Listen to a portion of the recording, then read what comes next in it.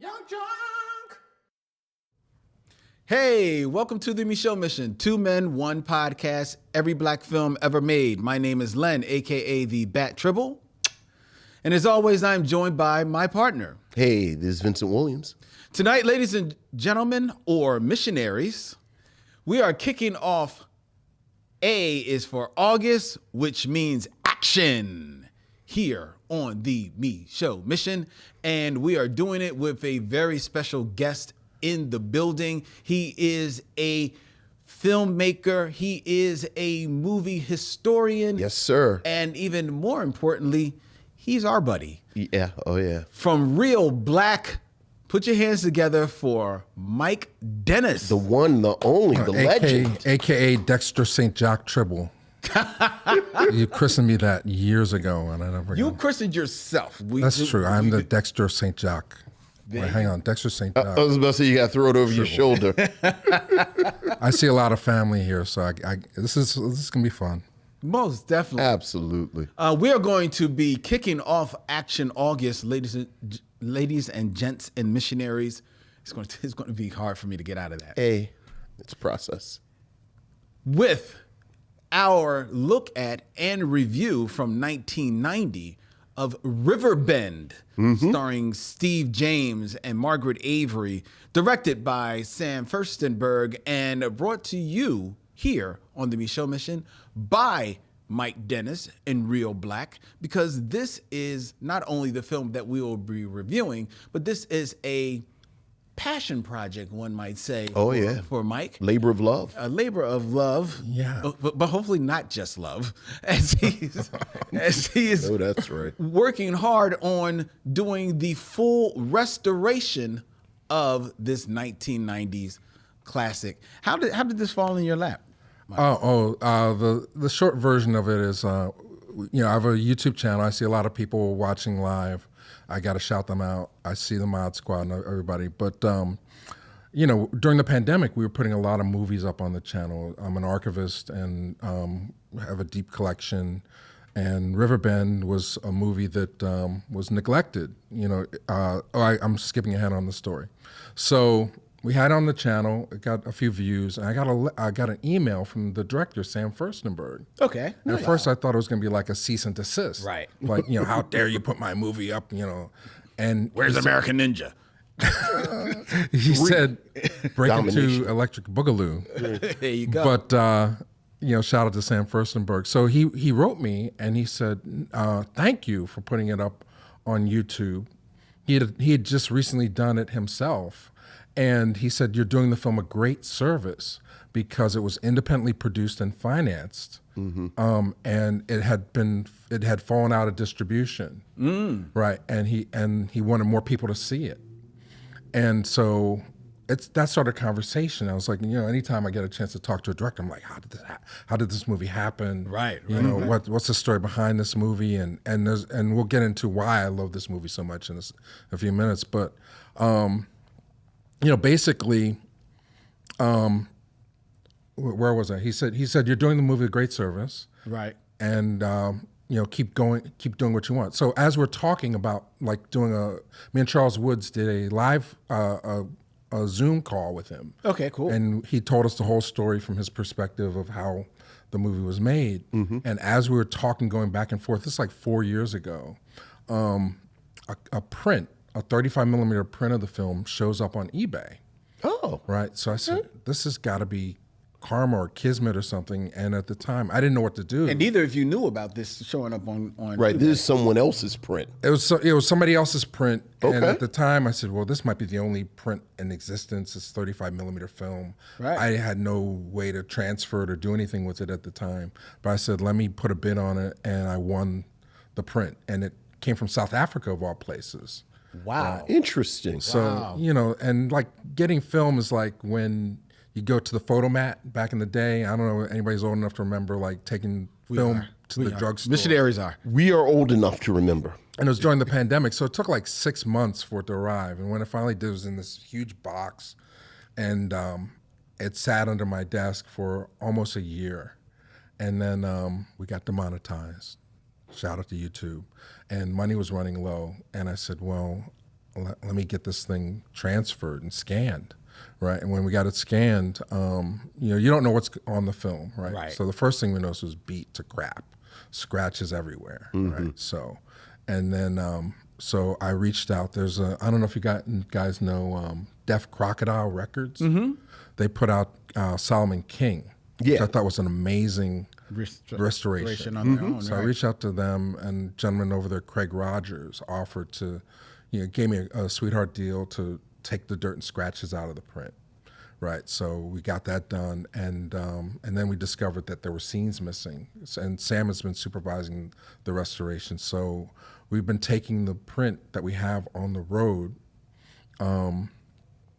to different festivals. We started in Denton, Texas, which is very close to where the film was shot, and then we did Roxbury in Boston last month, and this weekend, if you're in Las Vegas, you want to go to the Las Vegas Premiere Film Festival, and it's screening. It's on Saturday. I don't know the date, August 12th, maybe something like that. Okay. This Saturday at 1:25 p.m. Their time. So if you're in Vegas, please support it. But but in the process of doing these screenings, we discovered that there are more prints available. And one of them is in the possession of Valerie Vance, the widow of Sam Vance, who's the writer-producer. Right of the movie. He's the writer of the movie and producer. She's the co-producer of the movie. She has a print of the film. So we're in talks now and working out how we can get that print transferred and get a full restoration available and in people's hands in time for Juneteenth of next year. Nice. Yeah. Very nice. Yeah. So that's been the journey, Wow, man. Yeah. I mean, we say we like black movies. This Right, man right, obviously loves right. black movies, man. Well, it just fell on, I mean, it's Like how like chickens the and gods, pigs I mean, contribute to breakfast. you actually watch more movies than I do. I mean, I know of them, but you actually sit there and critique every black movie known. I don't know if I have that many opinions about Johnny Tough. So, but you guys are doing it, so We're trying. We're trying. We're trying. and somehow after 900 movies, you catch up to Riverbend. Well, it's 400. Well, see, it's 400. not 900. It's only 400. It's only Oh, 400. 400. But we've caught up to. Well, excuse me, we don't have contacts in South Africa with prints of the film. I apologize. Right. And trust me, we have mined through the ReelBlack filmography on YouTube a couple of times for some of our films. Several times. Shout out to ReelBlack. Okay, Most definitely. Hopefully you like this one a little better than you did Booty Call. So let's get into the show, ladies and gentlemen. I mean, they're all right. So if this comes out well, nudge, nudge, Yes. Nudge, nudge. you'll be on the Blu-ray. Oh, okay. So be nice, but be honest and be fair. Always. Always. We're always honest. We always try to be fair. Right. Here on the Micheaux Mission. All right. For you people that are new to the chat and Welcome. the missionaries, welcome to everyone. We are streaming live from Young Junk, Philadelphia's premier video podcast palace, right here in the Manny Young, PA, to Facebook, to X, as well as to YouTube, where I encourage you all to hit the subscribe button so that you can check out when we go live every Tuesday night and are notified when we put up new reviews and new videos up on the channel. All right? Okay. Mike, I know you're here for Riverbend, but you love black movies. You love black culture. I love black. All right. I love black. A lot of people don't know that was the first name for ReelBlack, but then he said it was taken. So he went to ReelBlack. And they went to always bet on Anything black black. and heard from Wesley Snipes people. Yeah, Nobody wants that. Nobody Oh, wants is that. it okay? All right. I've been trying to study this. I've been watching your show and trying to find the connections between 6 Degrees of Derville Martin. Derville Martin. The Game of Kings Okay, so in ancient times. I'm prepared. You're prepared? In case we have to play that. Now we do. I see Vashon and Lanaya and Voyeur in the audience, so I know they're ready too. So All right. Okay. Well, we're ready. All right. But first, cheating. we're going to start things. Cheat, guys. You're gonna cheat.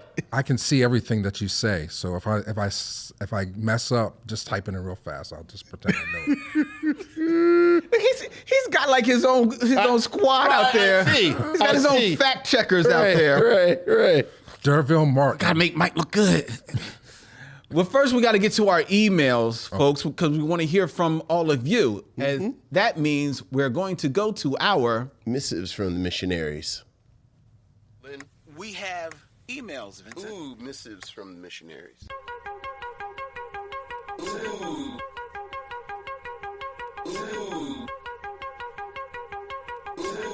Missives from the missionaries.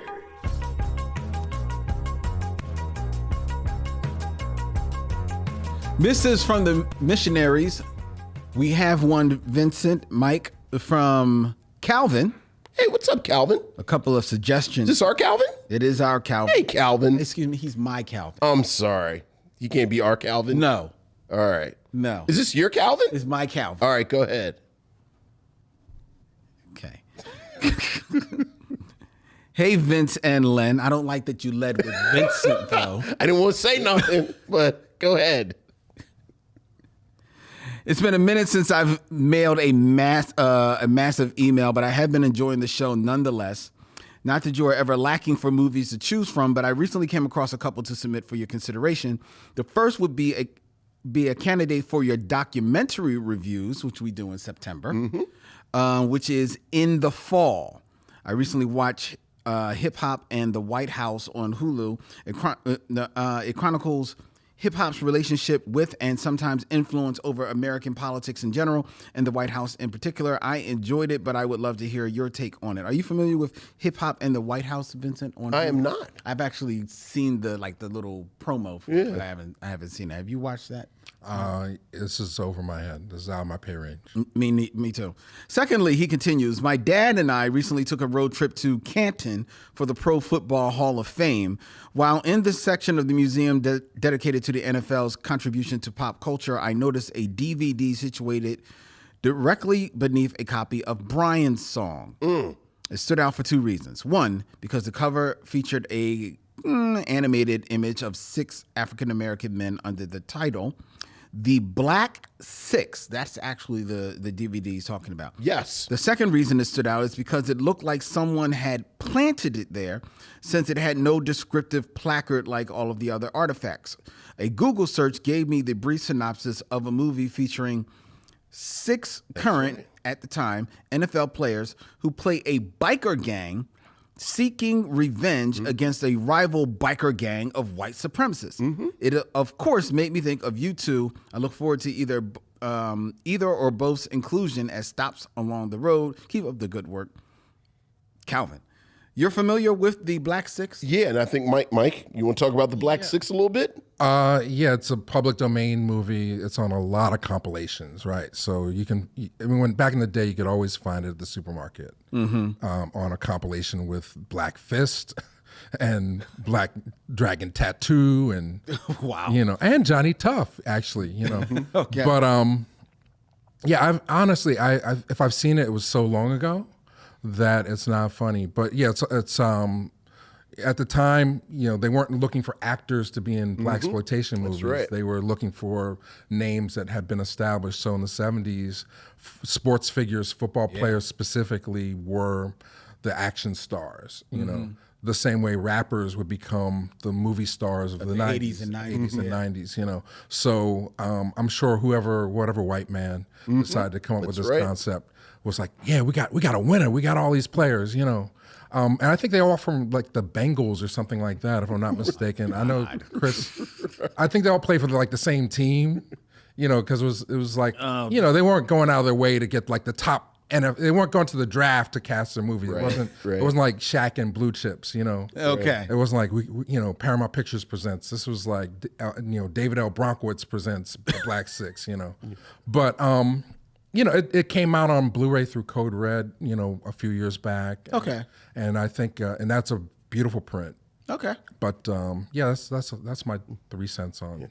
I just remember the advertising, to your point, that it was just the most cynical white man who put it together. The advertising literally says, you like the football players, we got 6 of them.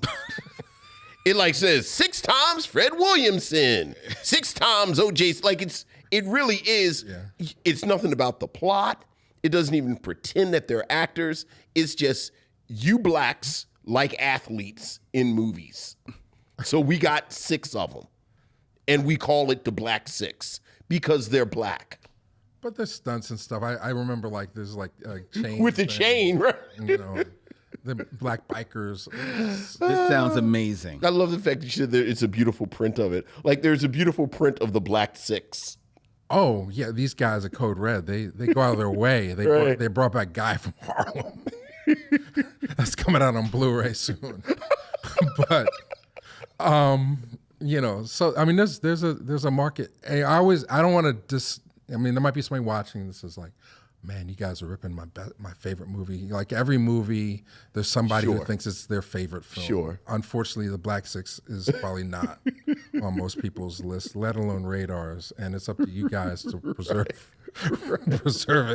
But there are 6 of them, Lynn. It's 6 of them.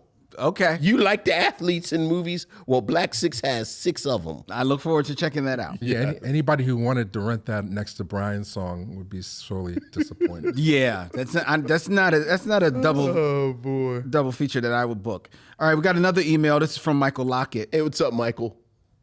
Can you bet on this black lottery ticket? Is the subject line. Okay. Len and Vince, you were speaking to my soul on both the current episode with the review of Lottery Ticket and my time travel jaunt back to Passenger 57. Just to fill you in, Michael. Michael either is someone who actually watches our show in real time, but is also going through our catalog. Okay, cool. So, Lottery Ticket had a story, cast, and enough elements to be a really fun film. It falls flat in my opinion. It's a meh kind of a flick. A background laundry folding joint, which is what we spoke of. Passenger 57 with Wesley Snipes, like so many of the action flicks of the mid-'80s to late '90s, was better in its day than on a rewatch. This film had enough holes in it to melt over some ham and lay it gently on some freshly baked artisan sourdough bread. I am a Wesley fan, but this film does nothing to help him as an artist. That said, I'd bet another ham sandwich that he bought a house off this joint. You would be correct. Yeah, and you would be correct. Yeah. Right. The debate on the deepest benches in sitcoms had me rolling. As dated as it is, The Cosby Show does have the deepest bench. At any moment, an entire episode could have been devoted to the people outside of the first season of the Huxtable clan, and the fans would have been invested because we knew the bench. This conversation made me wonder who you two think is the greatest pinch hitter, role player, and substitute in sitcoms. Who was the man or woman that, no matter how or when they showed up on a show, put in undeniably great work and became the key to an episode's staying power? I always lean towards Whitman Mayo myself. All the best, Michael Lockett. I still contend the Cosby Show has a deep bench. It does. But I push back pretty hard, especially as he defined this, that you could devote an episode of the Cosby Show and be just as invested as if it were about either the couple, the parents, or one of the kids. I push back on that. I don't think that you could have really gotten away with devoting an episode just to Theo and his friend. Well, not so much Theo and his friend, but where Theo was like just a side character in that episode, and it's more about his friend. I push back on that. And the show that I brought up in argument of that, and again, I admit it is animated, but I think The Simpsons proves that that actually has a very deep bench, because there have been episodes that have been totally about the other characters to the point where The Simpsons barely even show up, and you are still very much invested. And then they will do callbacks to that episode down the line, and you're still invested. First of all, I disagree. I think Erica Alexander and her crew actually revitalized it. Okay. Like, I think you had episodes with her again in Alan Payne and I forgot the sister's name who plays. Oh yeah, she's from Philly. Yeah, who was so good at it, she ended up on a different world. I thought those were really solid episodes. I mean, I'm not saying they weren't good episodes. No. I think they were as good as episodes throughout. You know, of course, the best of the best.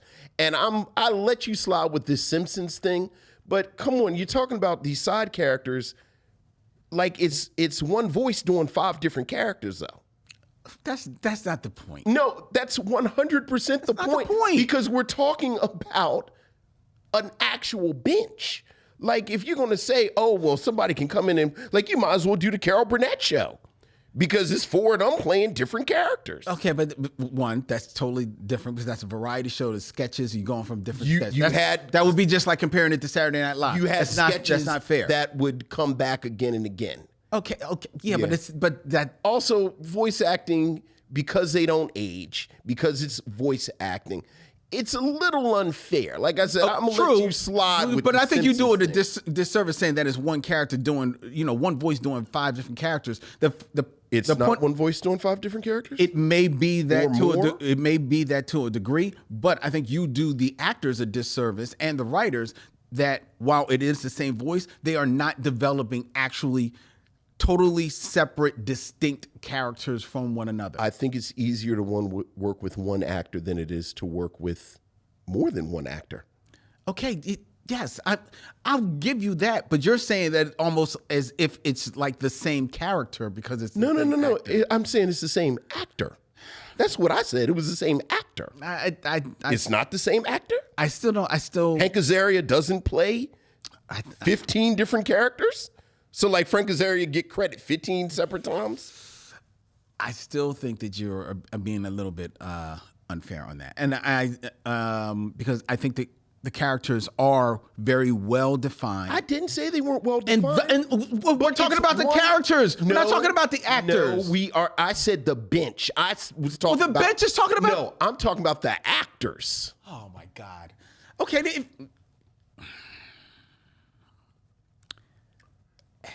If you go bench, if you want to go bench, then I would still go. And I'm not knocking Cosby as having a deep bench, but I would still put up the cast and bench of Cheers. Name 5 bench characters from Cheers. 5. Bench? It's Norm. It's Cliff. Norm is part of the cast. Norm is 100% part. Is he not in the credits? Okay. Fair enough. Lilith and wait a minute. Lilith and Frasier. Lilith and Frasier. There you go. Those are 2. They were bench. They became cast. You now have 3 more. Okay, I'll give you 3 more. What's his name? That was going to marry Rebecca's character. I can't remember his name. I see he's left a mark. Dude, you couldn't even bring up the girl, so don't throw back on me. You just had the same problem. How many episodes was he on? He was on there for like about 3 seasons. Her fiance?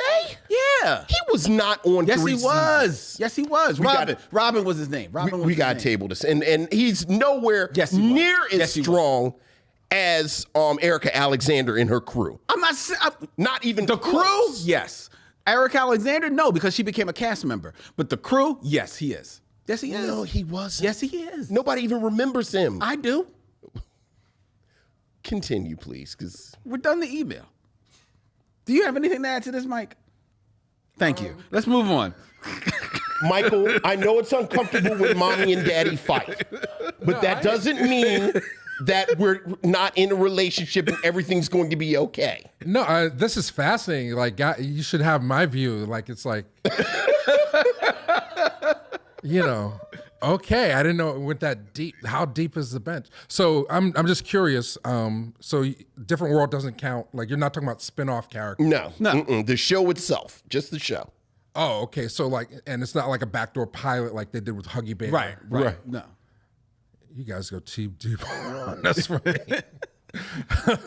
I mean, I'm not. You enjoy your media a lot. Well, look. Okay. I'm gonna move on. Content is king. I love it.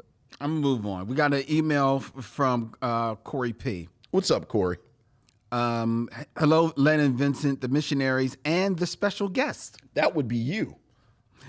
At the time of this writing, I am reading James Baldwin's Giovanni's Room and listening to the multi-talented artist herself, Patrice Rushen's Straight from the Heart album. Oh, my goodness. You're having a good afternoon. I really wish Giovanni's Room was turned into either a movie or a miniseries on Hulu. I listened to your review of Belly, and I could not stop laughing. I don't know which was funnier. Len being distressed and annoyed how terrible the film was, or Vincent's defense of the film and trying to find positivity in it. Either way, I almost had tears coming out of my eyes because every time I listen to a review of Belly, I'm always get a kick out of it. You can tell that Hype Williams was a big fan of The Godfather, Scarface, and even Goodfellas, all movies that inspired a generation of hip-hop artists because of the mafia culture, drugs, and women. Easily the funniest episode on the mission thus far. I treat the Micheaux mission like a book club. I watched the movie before listening to the review, so I'm jumping around and currently at 47 episodes with more to go. This podcast is a treat, and I can't wait until the new episode. Love always, Corey. Thank you, Corey. Thank you, Corey. We appreciate that. And are you a fan of Belly? I am. With the sound down. Really? Yeah, I can't watch Belly with the sound up. Are you kidding me? Are you kidding me? That movie sucks. Whoa! But with the sound down, it's a masterpiece. Right, sure. Beautiful. Sure. And DMX, rest in peace, and Nas. I mean, you know, we talk about this a lot. Me and Vashon talk about Belly a lot offline. And, you know, it's unfortunate that he had the production difficulties with Lionsgate that he did, because I think it would have been a better film. But the ambition is there, and what he did with Malik Saeed's cinematography is just tremendous. You know, so I was the first person to buy it on 4K, and like I said, I mean, if I'm not reading Giovanni's Room, pause. No disrespect. Shout out to James Baldwin, but. I will. Like Hot Take Dennis. I will. One of my favorite books. Yeah, no, now I'm homophobic. No, I respect everybody, right? But you're not going to catch me reading Giovanni's Room because I can't read, folks. But I will watch Belly with the sound down, and I will blast some James Brown or some DMX underneath it. So that's my hot take on Belly. My hot take, Corey, is that this may be in the running for the funniest episode of the Micheaux Mission. Wow, Mike. All right. No disrespect. No. I mean, shout out to Corey. I feel bad. See, this is live. I mean, this is a kind of. This is why you do stuff on film. I always you got no filter, and I haven't done anything. You know, you let Mike out of the room. Completely sober. I just like I like these guys, honestly, and. I'm gonna move on for you, Mike. Okay. We got one last. Oh wait, but I do have to say that your viewers, Corey and Michael and everybody, you have exquisite taste. Like artisan bread on a ham sandwich. That just shows the care that the person's taking to watch the film. And I feel really old now also, because you guys are talking about movies that I saw in the theater and when they first came out as if they're rediscoveries, you know. Yeah. So I feel ancient. Like Passenger 57, I actually saw in the theater. Yeah. So did we. Yeah. Belly, I actually saw in the theater. Yeah. So, I mean, this is 20 plus years ago. So I'm just like. My daughter is digging in the archives of Black film history, and she's waiting for me to dig out a DVD of this really old film that I only have on DVD called, I believe it's called Jungle Fever. Ouch. Is it pronounced Jungle Fever? Ouch. Jungle Fever? Fever. She was like, Dad, do you have something to watch it on? It's like I think I can dig out some technology for you to watch the DVD of. She says, it on DVD or CD? What do you call it? It's like, it's Jungle Fever? Yeah, so. I might have been at the test screening for Jungle Fever. I was 100% at a test screening for Jungle Fever. You know, I'm ancient. So forgive me and my ignorance. That's all I want to say. That's fine. All right. Anyway, one last email From Michael Sykes. Hey, what's up, Michael? Subject line: This movie that ain't no sucker. Hello, Len and Vincent. I listened to your episode of I'm Gonna Get You Sucker. Okay. Damn, this movie didn't stand a chance with y'all. Y'all point out how lazy the movie is using Isaac Hayes' song Shaft instead of John Slade having his own. Dawn Lewis is not funny. Her character is like cardboard cutout. Len said they do the same beat over and over again. The way that y'all bash this movie, I'm afraid what y'all going to think of Boys in the Hood, the Creed movies, Waiting to Exhale, Hustle and Flow, Into Deep, and Judas and the Black Messiah. Wow, we haven't done any of those. We haven't. Wow. Yeah, I actually was thinking like, no, we haven't done Right. Judas He and just the Black rattled Messiah. off a bunch of movies we haven't done. No. Yeah. Well, wait. Y'all forgot to point out how it was an idea of Eddie Murphy's first that he then gave to Keenan Ivory Wayans. And y'all forgot how successful this movie was at the box office and how it became so successful. Fox wanted to turn it into a show. They aired a pilot, is on YouTube, but Keenan turned it down for In Living Color. The movie could be just fine with Damon, Kadeem, Hayes, Jim Brown, Steve Kung Fu Joe James of Riverbend. That's right. Kung Fu Joe. Kung Fu Joe. And Antonio Vargas. Love, your fan, Michael Sykes. You got a lot of Michaels. You sure it's not the same person? It is, writing these emails? it is literally, they write to each other now. Okay. They are literally to the... But you trash. I'm gonna get you, sucker. Trash is very strong. Okay. I think we critiqued it soberly. And Yeah, we didn't trash it. See, now you're doing the machinations of the man. You're supposed to love crap like that, so that people make more crap and we get better. Like that movie broke so many talented artists. It did? It did. Absolutely. Yeah. We spoke about that. Yeah. Okay. All right. I wasn't there, so folks. I'm pretty sure we didn't trash it. Yeah, I don't think we trashed it.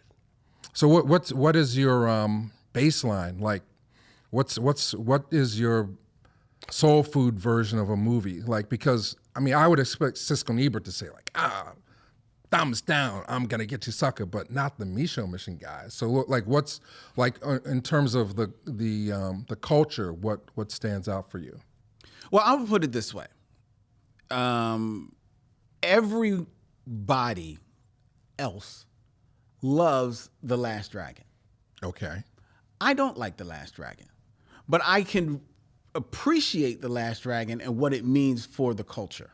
I don't like it as a film, but what it means for the culture and what it does for people, what Member Berries brings up for people, I can appreciate that.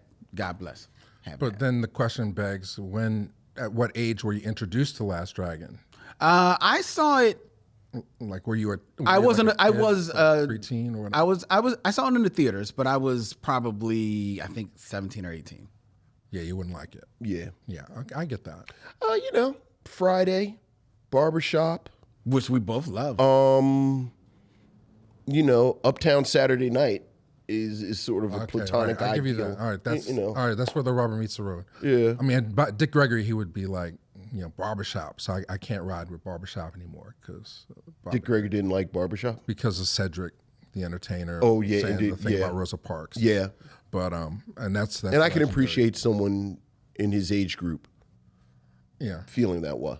yeah. But Tim Story's a good director. And, And frankly, I think that's the kind of thing that you hear in a barbershop. I think I think what they were trying to. and I think show. what we talked about then, I think what is so transgressive about that moment is that is a moment that until that film, you had to be a black man in a barbershop to hear it. right. So in my mind, it's not even so much the commentary that he made about Rosa Parks. Yeah. It was the fact that now it's on film. But I thought that was that totally goes to, like, realistic. Chris Rock's Oscar speech, where he's like, we're not going to get out of this ghetto of movies or black film, so to speak, until we start to have more ambition. And he's like, barbershop, car wash, those are locations. What's next? Check, cash, and place. That's my best Chris Rock, folks. So when it came out, I was definitely a consumer of it. When they got to 3, I was like excited about it. Yeah. You know, but and Ice Cube is a great storyteller. I mean, he should be making more movies, in my opinion. You know, I think Hollywood has really hurt him in terms of like lack of Friday sequels and other ideas that he's had. You know, the lack of sequels in general of his work that he's done with Q Vision. But I mean, so Rubber Meets the Road, Uptown Saturday Night is definitely I ride with, you know, for sure. Love that movie. And then you know, I don't know what's my grits and gravy movie. You know, I'll say Fear of a Black Hat. Have you guys done that one yet? Yeah. Yeah. Okay, I'll say that's the one It's that pretty smart. Comfort I wouldn't food expect. there. Well, it's just like the one I wouldn't expect mainstream media to get. Mm-hmm. But I still stand behind it, you know, despite its flaws, you know. So that's what I'm saying. And I think it ages pretty well. Yeah, I think out of the two movies we're inside baseball, right? This is like we can go deep. Yeah. Okay, so out of the two between CB4 and Fear of a Black Hat, I think CB4 ages better because it was really on the pulse of what was happening at the time. Mm-hmm. And so much of it, the conservative politics has continued. So it's like, wow. And then you have rappers like Rick Ross taking gangster names and all that stuff. It's like, wow, you were like ahead of the game, you know. But then I would draw the line at Norbit. That's one I can't ride with. So you got me on pop culture black movies. I'm gonna be on Fear of a Black Hat. And then when you get as gully as Norbit, that's when I even if it's all black people in the audience, I go, no, I can't. Okay. I can't. All right. It's good to calibrate. Okay, so now people know my taste. There you go. New to the. Oh, they know all about you tonight. You're letting it out, bro. Okay, all right. Do you want me to continue? Please. Oh my goodness. Please. Absolutely. Please. This is the Michael that they came for. Okay, cool. They see us every week. Okay, but I'm in your house. You know? Sure. We appreciate So that. I don't be like putting ashes out on your. Who put the coals out on my rug? I appreciate that. Yeah. You know, I don't want to be that guy. All right. Well, that is our emails, ladies and gentlemen, our missives from the missionaries. If you want to have your thoughts shared with us, you can email us at micheauxmission@gmail.com. That's MICHEAUX MISSION@gmail.com. We're going to move on to the rest of the show, which is brought to you by BetterHelp. If you're thinking about getting therapy, give BetterHelp a try. That's BetterHelp, HELP.com.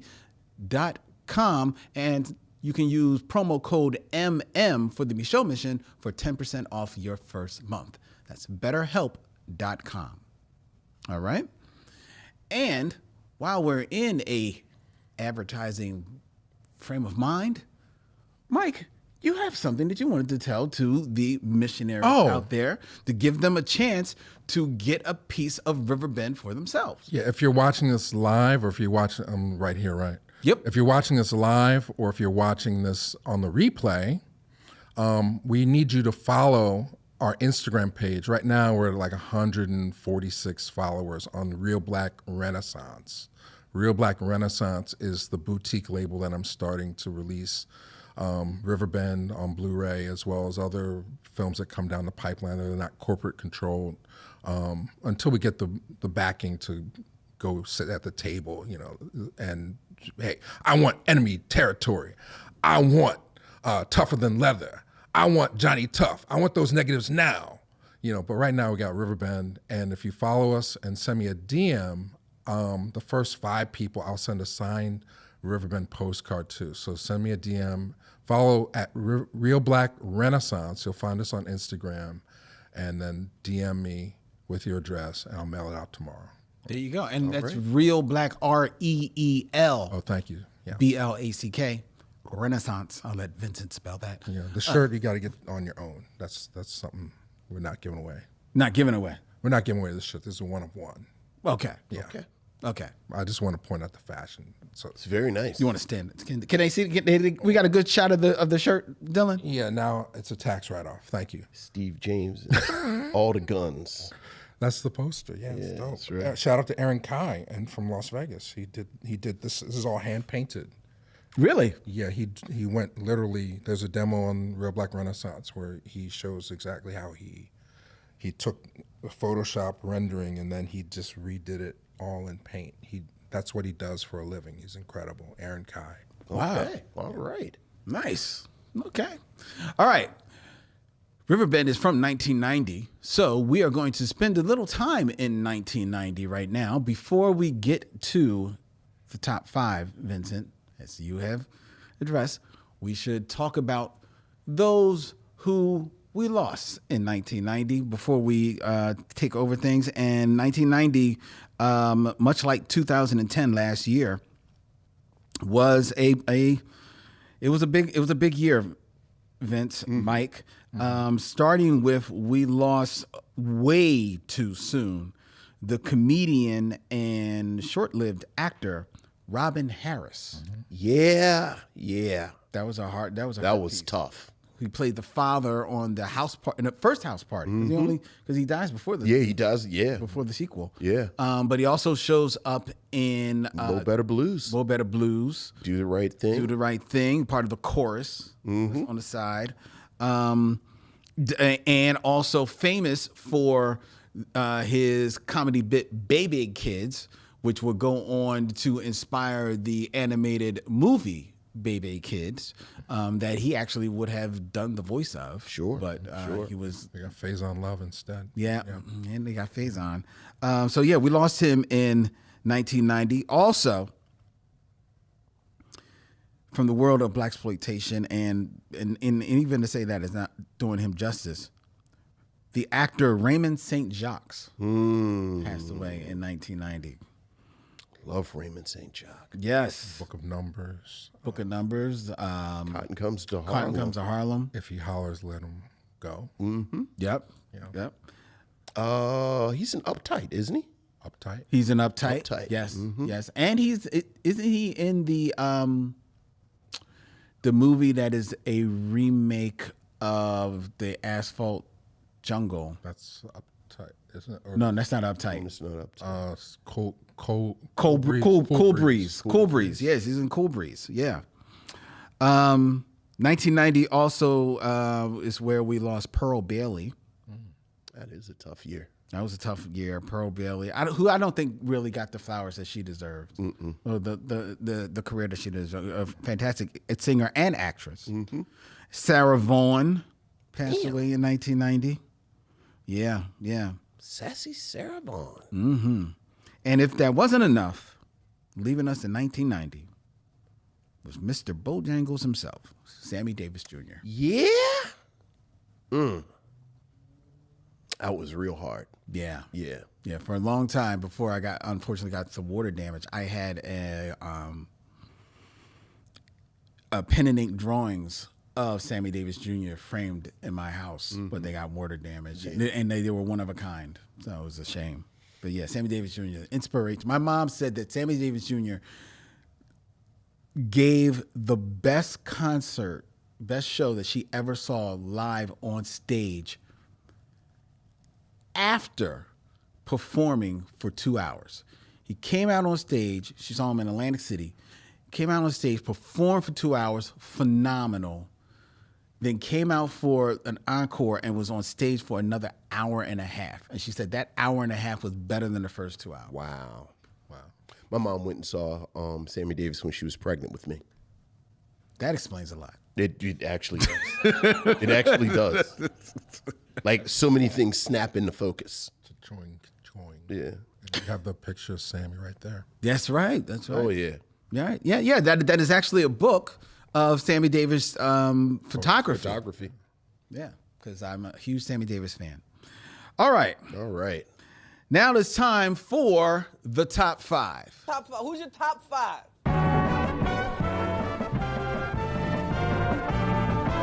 My top 5 is. My top 5 is. My top 5 is. Top 5, where I give a list to Vincent and our special guest, Mike Dennis of ReelBlack, and they share their scintillating commentary on it. We are going to be reviewing Riverbend, which came out in 1990. So these are 5 things that happened in culture or black culture in 1990. 1990, Chubb Rock steps upon the scene. He is not, And a pocket full of green. did not make the top The 5. dream wasn't grafted. Really? The top, Chubb Rock did not make the top 5. He should have. You're right. Okay. In 1989. Rest in peace. Number, Another Summer. That would be the year Get before. Down. Sound That was of 1989. This is 1990. Welcome to the Terror Dome. Okay. All right. I'm done, y'all. I'm back. No, you're taking me back to my college years, 1990, sir. That's fine. All right, number 5. Number 5. Barry is busted. At the end of a joint sting operation by FBI agents and District of Columbia Police, Mayor Marion Barry is arrested and charged with drug possession and the use of crack at the Vista International Hotel in downtown Washington, D.C. Barry was caught smoking the substance on camera with Rashida Moore, a woman who had agreed to set him up in exchange for a reduced sentence on an earlier drug conviction. Yeah. If you were, I'm from Baltimore. I was, speaking of college, I was, went to College Park. So I was in D.C. This was like an earthquake because people in Washington, D.C., and let's be clear, black people in Washington, D.C. love Marion Barry. And, frankly, Marion Barry was part of that generation of post-civil rights movement mayors that, kind of the moves he made kind of ushered in that black middle class in D.C. and in PG County. And people right now still talk about the legends of him providing summer jobs for kids and the programs. So that was a huge, huge deal. Like Marion Barry is one of those figures I don't really play with or make jokes about because people take Marion Barry very seriously. Like he's a serious matter. It's sort of like there are people who I don't speak about here in Philadelphia because I don't want no smoke from y'all. Well, Bleep set me up. I just remember that. Look, I think that's what we were all thinking. That's what he said. Bleep She set him up. Yeah, set me up. That's what he said. And he still won after that. So it just shows how much love. I mean, he was became Trump mayor before Trump. again in 1994 for an unprecedented 4th term. But again, unlike Donald Trump, people pointed to actual things that he did. Facts. Again, the black middle class in the DMV, it's a straight line to Marion Barry. So, yeah, I have a Marion Barry story. We met him at Philly at the Silver Docks Film Festival. okay. Me and Bianca White did the interview, but there was a documentary HBO did, and he was there. And I was kind of uncomfortable because, the movie, it has a center, despite, that's the sad thing, despite all the great things that one becomes can what he's known for. become, so many of our black male figures end up being discredited at the end, But he was a sweetheart. He was very open. You can see that interview now to this day. It's on YouTube. It's just we had 5 minutes with him, but I got to touch the microphone that he touched. So I have a 1 degree of separation. I don't know how many degrees of separation Derville Martin has, but I'm 1 degree of separation from Marion Barry, folks. Right. He's on my channel. Derville, you got to go all the way back to, I don't know, Sheba Baby. Crack House, the motion picture. See. See. Now I can't go and visit my people in D.C. Starring Jim Brown. See. And Jim Brown was in a movie with Fred Williamson, who was in a movie with Derville Martin. Several movies, as a matter of fact, with Derville. He was. That's 3 degrees. I'm 1 degree. Thank you. Anyway, what else happened in 1990? That's only 1 out of 5. We're not going to get through this night. They're going to cut this off. Power's going to be off. People, I want to sell 1 DVD. This is not. Oh my God. Sharon Eldridge is in the chat. Michael fits right in. I love it. They are loving you. There you go. Well, I've known you guys for 15 years. Yeah, for a minute. Easily. Yes. So Number 4. I wouldn't do this with Kamala. Number 4, we're busting open the Crayola box because In Living Color premieres in 1990. The groundbreaking American satirical sketch comedy series aired on Fox from 1990 to 94, created by writer, producer, actor, director Keenan Ivory Wayans. The series gave voice to the African-American experience in a way that was absent in other sketch comedies. The show addressed race relations, cultural stereotypes, politics, and pop culture. It would go on to be nominated for 18 Emmy Awards over its 5 seasons and 127 episodes. It won an Emmy for Outstanding Variety, Music, and Comedy Series in its first season and was nominated in the same category in its second and third. It would also pick up the NAACP Image Award for Outstanding Variety Series in 1992. Among its cast were Damon Wayans, Kim Wayans, Sean Wayans, Marlon Wayans, as well as David Allen Greer, Kelly Cofield, Tommy Davison, Takia Crystal Kima, as well as future Oscar winners Jamie Foxx and future superstar Jim Carrey. Also, at one time, Chris Rock was a member of the cast. And in the Fly Girls, you had one Carrie Ann Aniba and Jennifer Lopez on In Living Color. Also, it should be noted that the choreographer of the Fly Girls was one Rosie Perez. Yes, it was. Yeah. Yeah. Shout out to Reggie McFadden. Yes. Friend of mine. Tim Green's here. But yeah, I've been warned. I'm getting notices that I'm a professor at Temple University and I should tone down a little bit. But I'm not. I can't. No. I'm not going to tone down. But take my class. It's really good. And This is what you get in class. Exactly. A little bit. You know, there's still some fragility happening at Temple. You know, and I'm there to teach them stuff. So. You'll get this. We're trying to sell a class. You'll get this, but more buttoned down. The knowledge is there. Okay. All right. The knowledge is there, but I'm not. You know, I don't show up at work drunk, folks. That's a really low bar. Well, like the verdict. What is it? Paul Newman? Like, I got to get through this class. Right. So where are you on In Living Color? Shout out to Reggie McFadden. It's great. I mean, it changed everything. It changes. I mean, it was one of the first shows on Fox. And by the way, Tommy Davidson's going to be in Philly this weekend at Helium. Yep. And he's great. Past guest. Yeah, he's been on my show.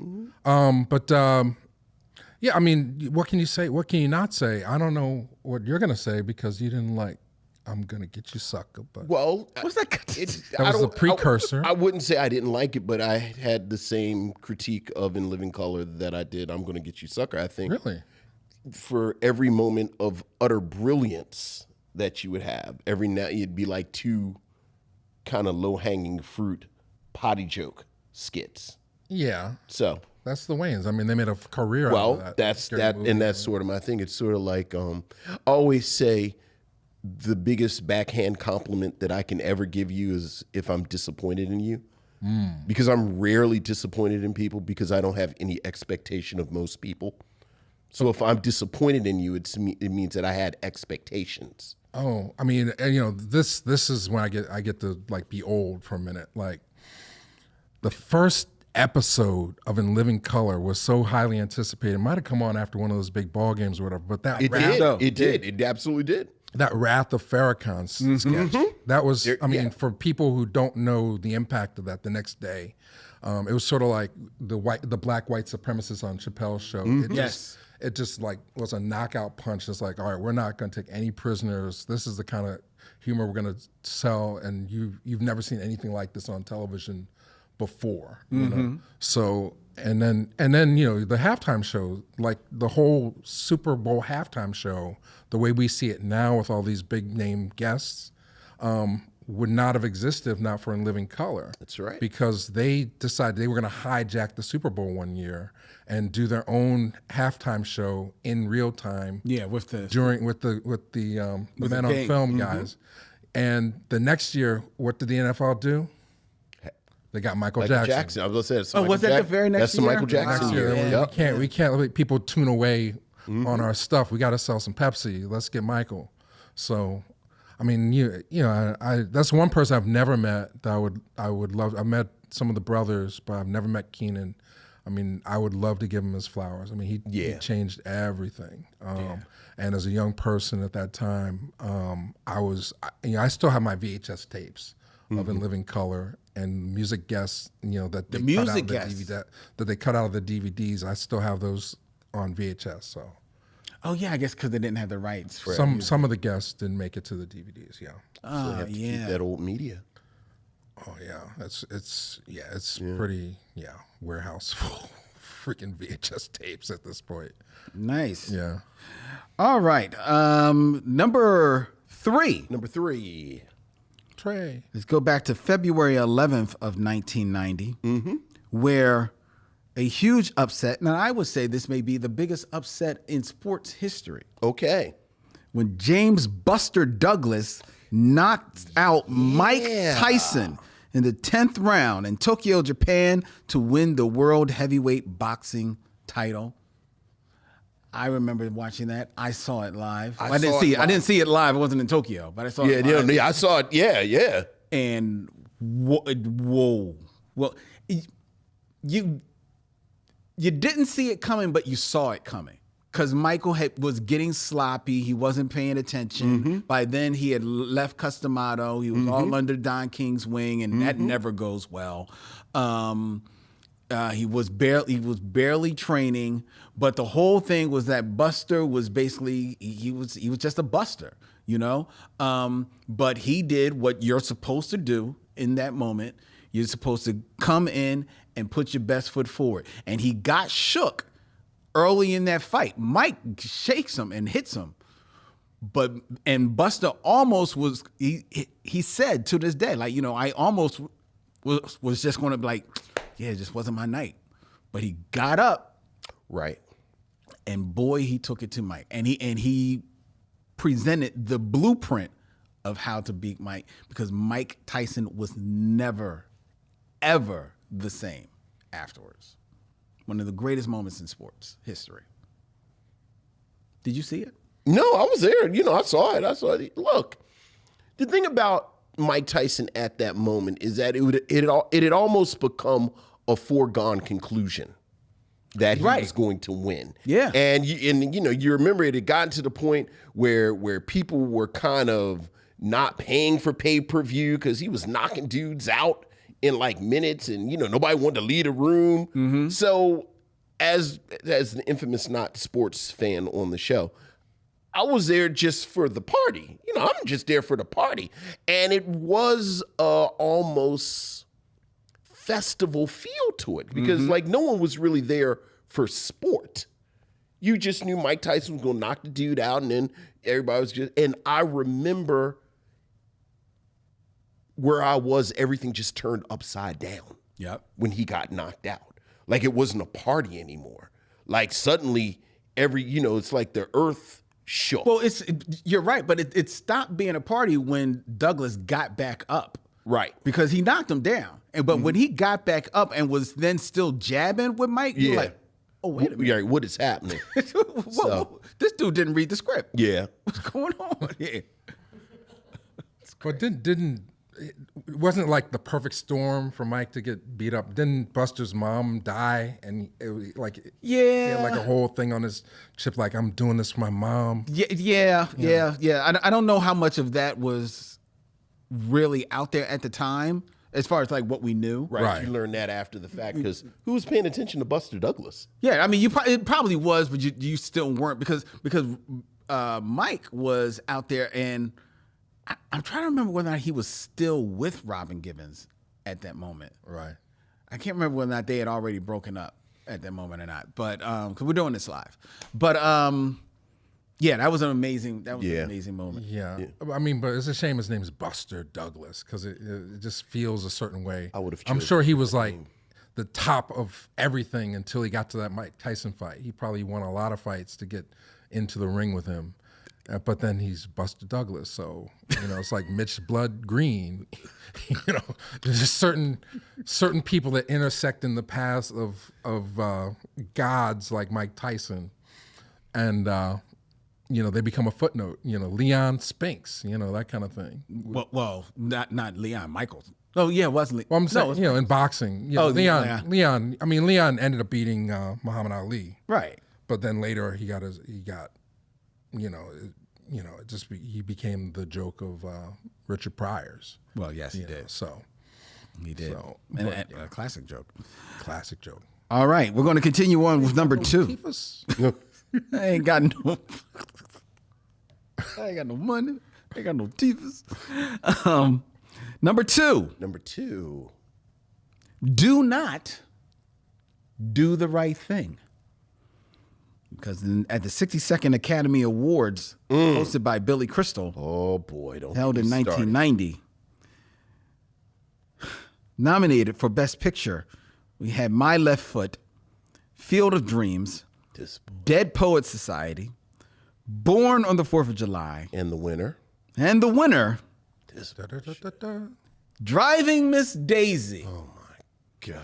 Putting to bed the myth that Driving Miss Daisy beat Do the Right Thing for Best Oscar. That's right. It did not. That's right. Do the Right Thing was not nominated. For the Oscar. That's right. That's a double diss. Mm-hmm.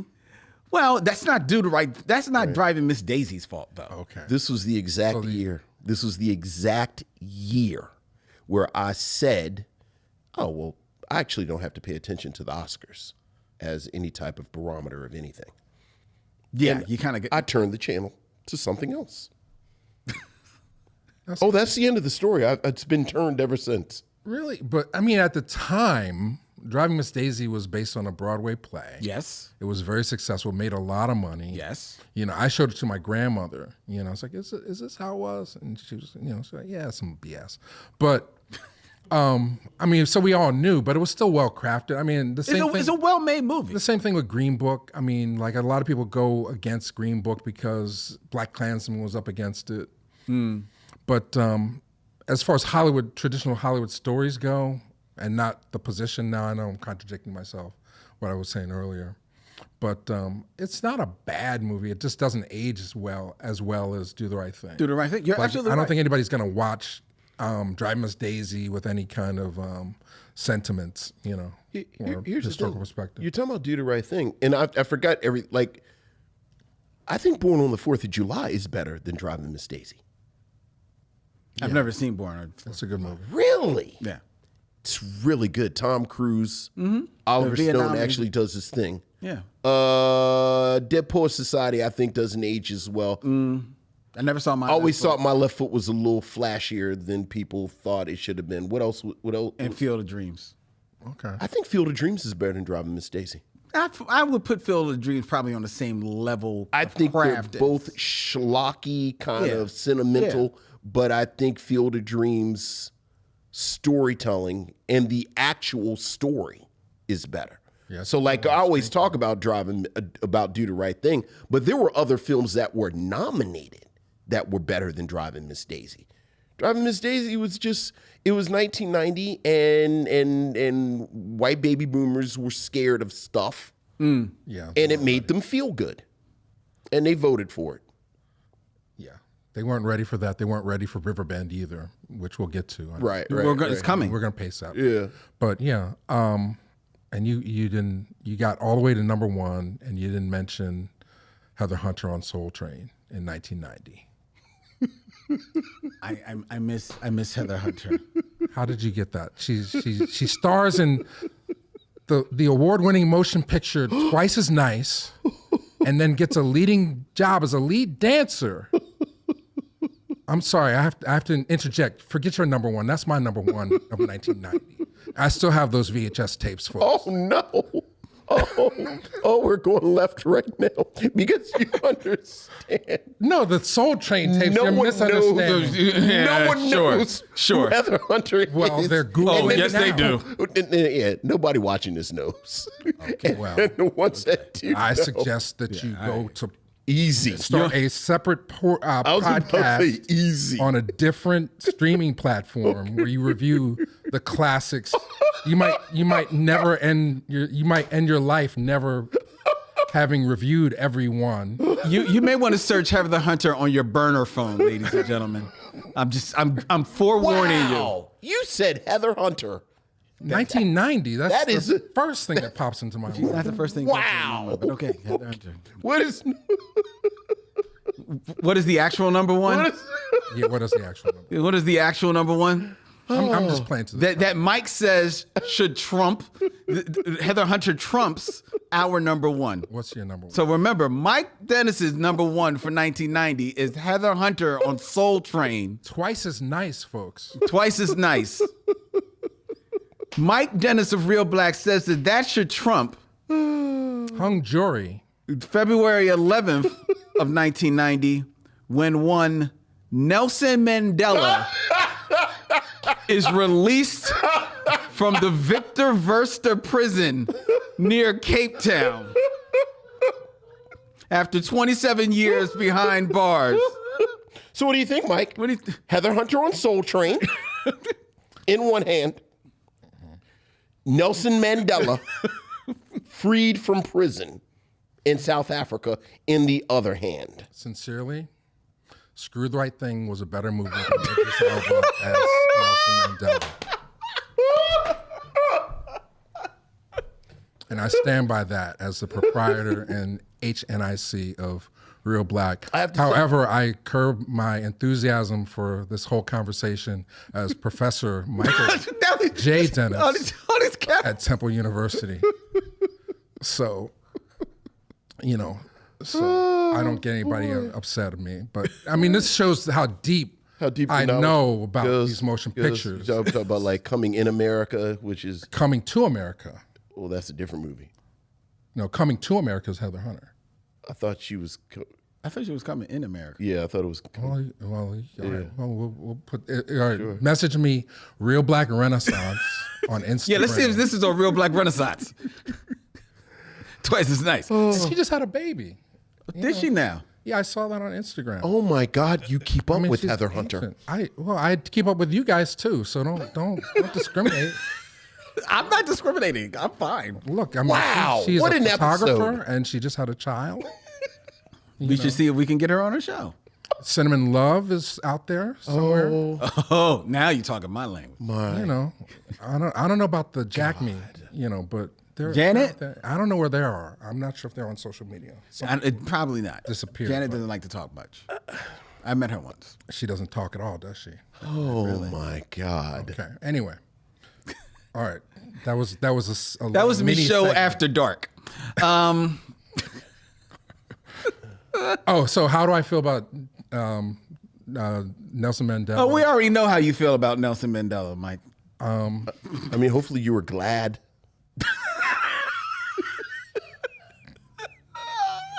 Like I was siding with Winnie. I mean, I'm not saying get tires out, but that's why we're promoting Riverbend, because it's about retribution. It's not about, actually, I shouldn't even say that. It's really about the dynamic between retribution and justice and what's more important. I think in a peaceful world, we want justice. And freeing Nelson Mandela was a symbol that signified the changing of the guard. I mean, basically, America cut him off from some money, so they had to make some moves, but that's how they do it. But yeah, I think that's a great way to segue into. It is, absolutely. That is the top 5, ladies and missionaries. Thank you. And it is now time for the Game of Kings. Right, I got to get my head right now. Now I got to get my head right. All right, go ahead. All right. Oh, as we move into 6 Degrees of Derville Martin. All right. We have a bumper pack.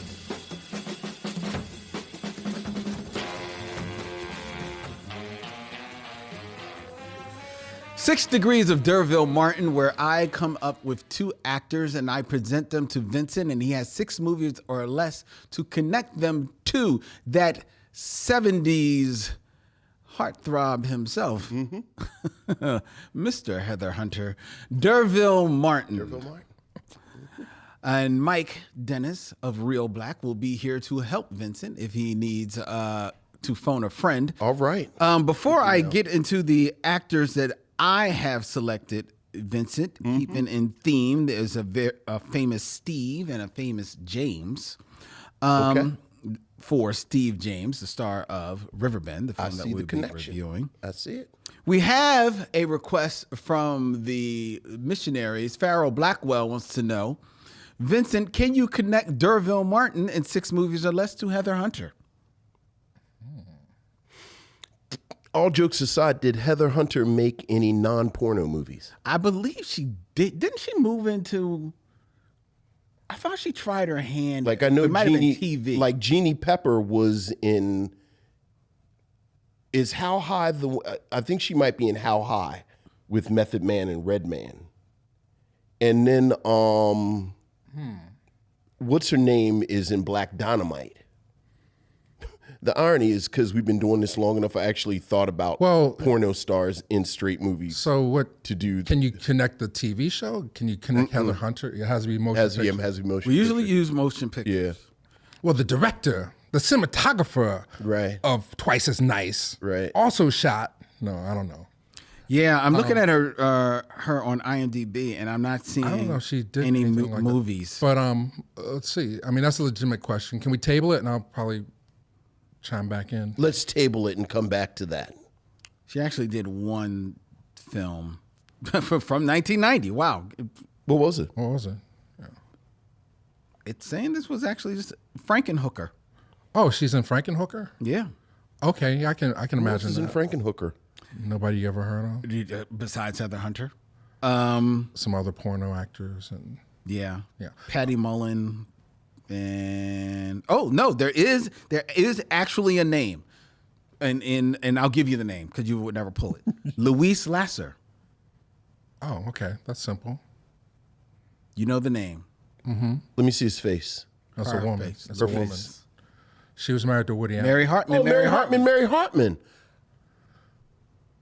But again, did she do movies? I was about to say, I don't remember her in movies. She did more movies. You can tie her in with. You're right, because she was everything you always want to know about sex, but we're afraid to ask. Or she was in Bananas. Bananas with Woody Allen. So you say Woody yeah, Allen. Well, there you go. You just Woody say Allen. Woody Allen connects to Derville Martin. How?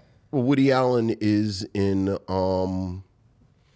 what's the movie with Scarlett Johansson?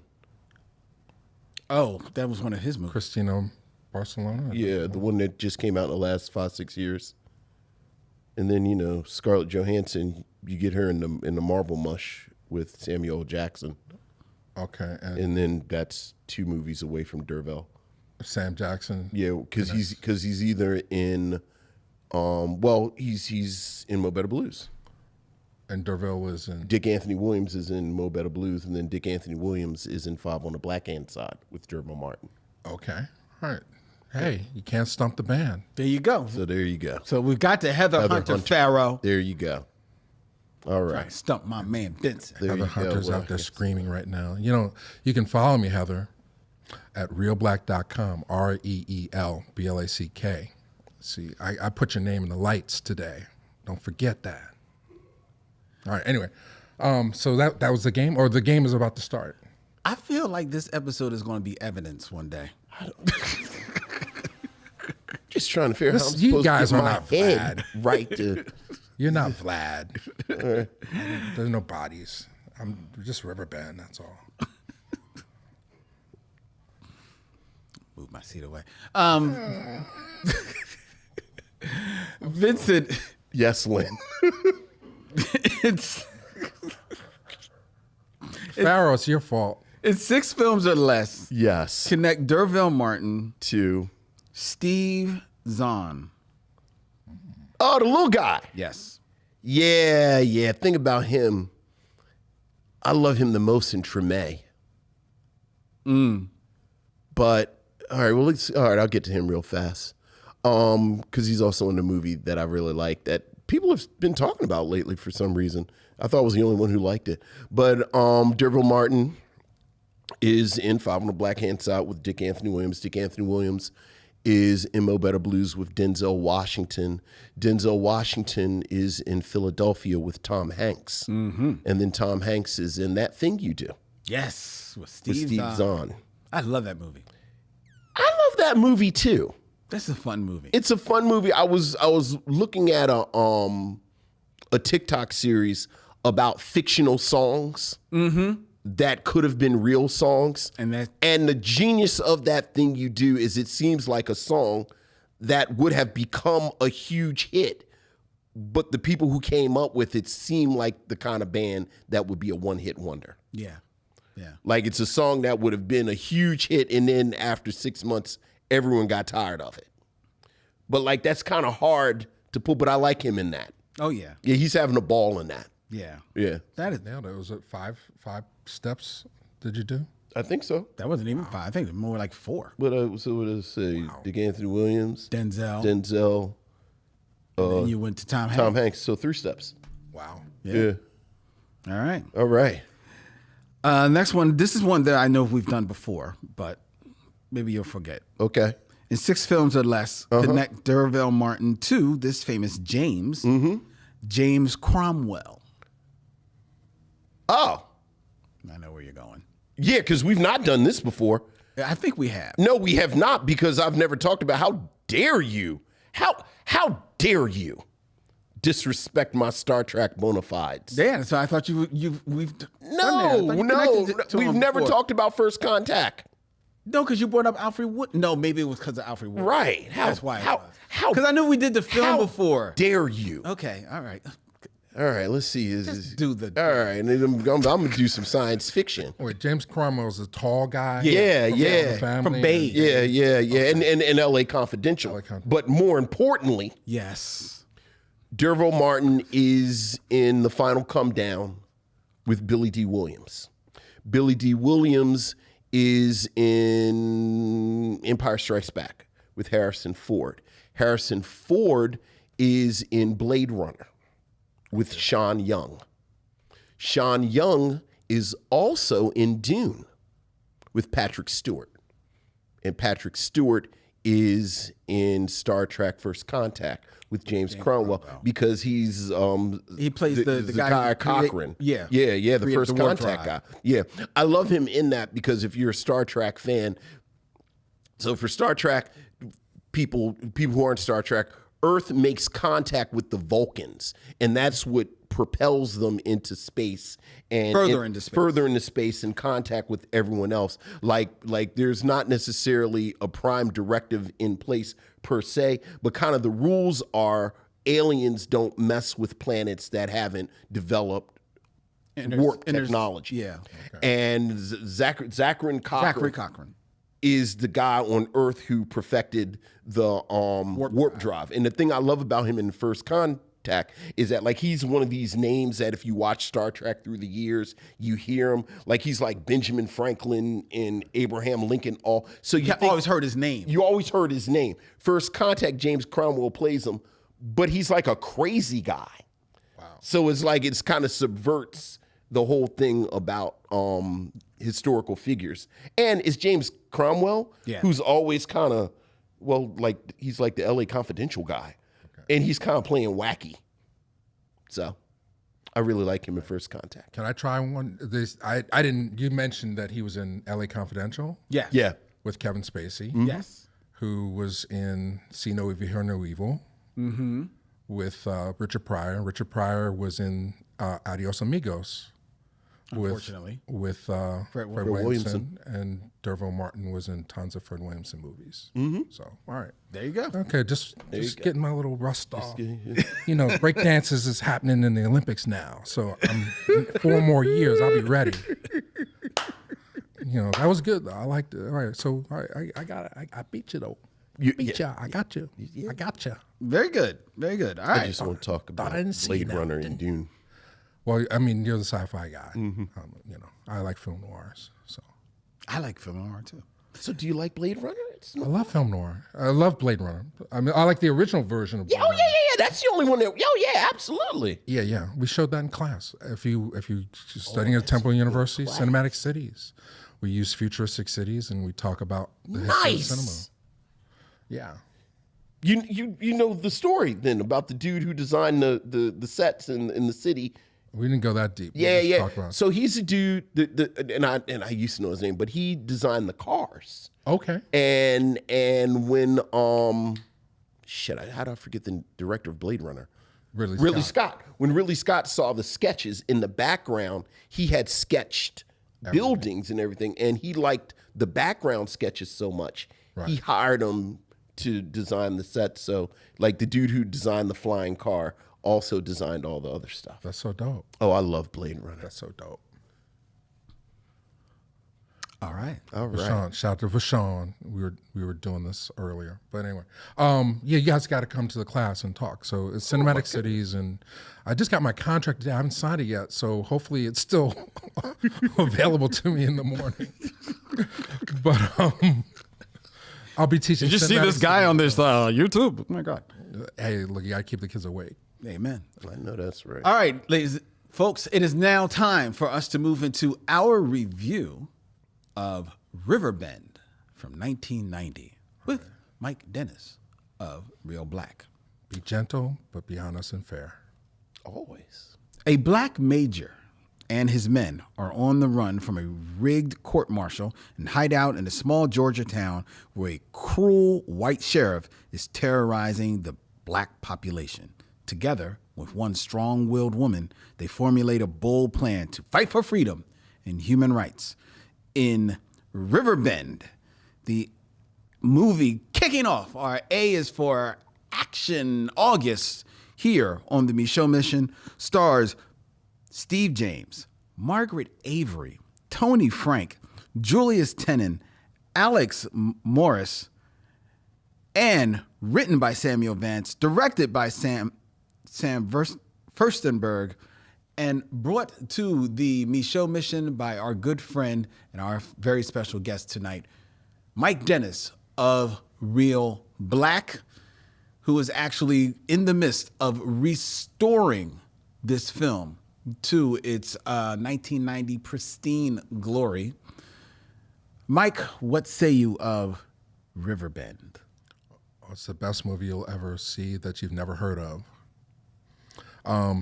You know, there's an argument. 1990 was an interesting year. It was actually released at the Cannes Film Festival in 1989, right? So it's contemporary of Do the Right Thing and Mississippi Burning. The filmmakers, the writer, producer, Sam Vance, he spent 8 years developing the story, but when it was released, he said, we want this to be the antidote, the anti-Mississippi Burning. We want to have a movie where black characters are presented that take agency for their own fate. Yes. You know, and he did that with the help of Troy and Regina Dale, who financed the film in Texas independently. And they made it, and then it was promptly buried. It made it to VHS and promptly disappeared. You know, VHS was big. There might have been 20,000 copies of this on VHS at the time. But, you know, you're lucky if you can find one now that still plays.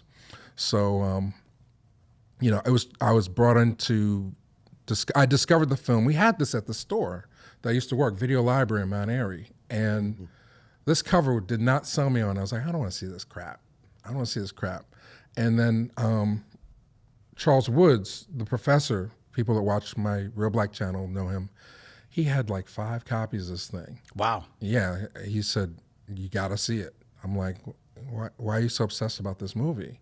And I watched it like you guys did, and it blew my mind. It really is one of 2 movies maybe that I can think of. And as I demonstrated my deep knowledge of cinema, I think it's this and Spook Who Sat by the Door are the only 2 movies that are like this, that show black people fighting back against their oppressors. And like I said, it was promptly buried, much like Spook Who Sat by the Door was promptly buried. And now when we take it to festivals and screen it, people are like, wow, this movie is just as relevant today. Very much. As it would have been in 1989 when Do the Right Thing was getting all the play. So yeah, that's my take on it. So Before we dig deep into the movie, let's talk about the actor, the lead, Steve James. Steve James. Yeah. Steve James, who unfortunately is no longer with us,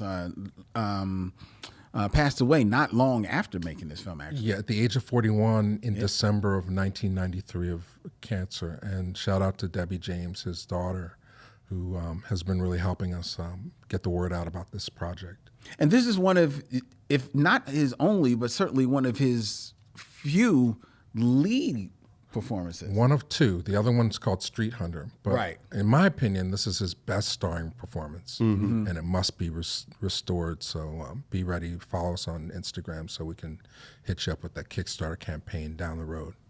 Yeah. So, what do you know of Steve James? Were you a fan of his before you? Well, I knew him, as a youngin'. I didn't watch the American Samurai movies or Avenging Force or, the films that he did with Sam Furstenberg. The American Ninja movie. American Ninja, thank you. Thank you for that. But I knew him as Kung Fu Joe from I'm Yeah. Gonna Get You Something. Right. And I knew him from To Live and Die in L.A. And I knew him from Brother from Another Planet. Right, So right, he was this exactly. ubiquitous force that kind of showed up in these movies, Weekend at Bernie's 2, and just kind of stole scenes, Right. But he, he was always playing the sidekick. There's never a role for him as the lead in anything. Yeah, he called himself a professional Tonto. Exactly. But that's the extent of my knowledge about him. And then when he died, I heard about it, of course. Yeah. But and because the Kung Fu Joe connection is where I'm. But there, anybody watching this that cares about Steve James knows him from the American Ninja movies for sure. And as we go on the road, there's this. I don't know if you guys follow that series, but after part 2, Michael Dudikoff leaves. And there's this ongoing debate of why wasn't Steve James offered the role That's right. to become the lead? And the argument is racism. Yeah. Those movies were The reason is designed, racism. designed to sell overseas. And at the time, there was no belief that Steve James could sell a movie to Japan or wherever. Right. So they just promptly replaced him with another, less talented in terms of martial arts leading person. But out of the Steve James stuff, and you can see a lot of stuff on YouTube as we speak. After you see Riverbend, watch Avenging Force, because that's another movie. Actually, and we'll get into, Avenging Force is kind of the reason why Steve James got to be in Riverbend. But we can get to that in a heartbeat. So, but what was your? Oh, you're okay. No. No, yeah. Just curious. So, what did you think when you discovered Riverbend? What did you think of the movie? You say it's the best film that you've never seen. Why so? Agency. Agency of, when I say agency, it means, self-determination in the sense that the characters in most movies that don't star people with our hue get to decide their own fate.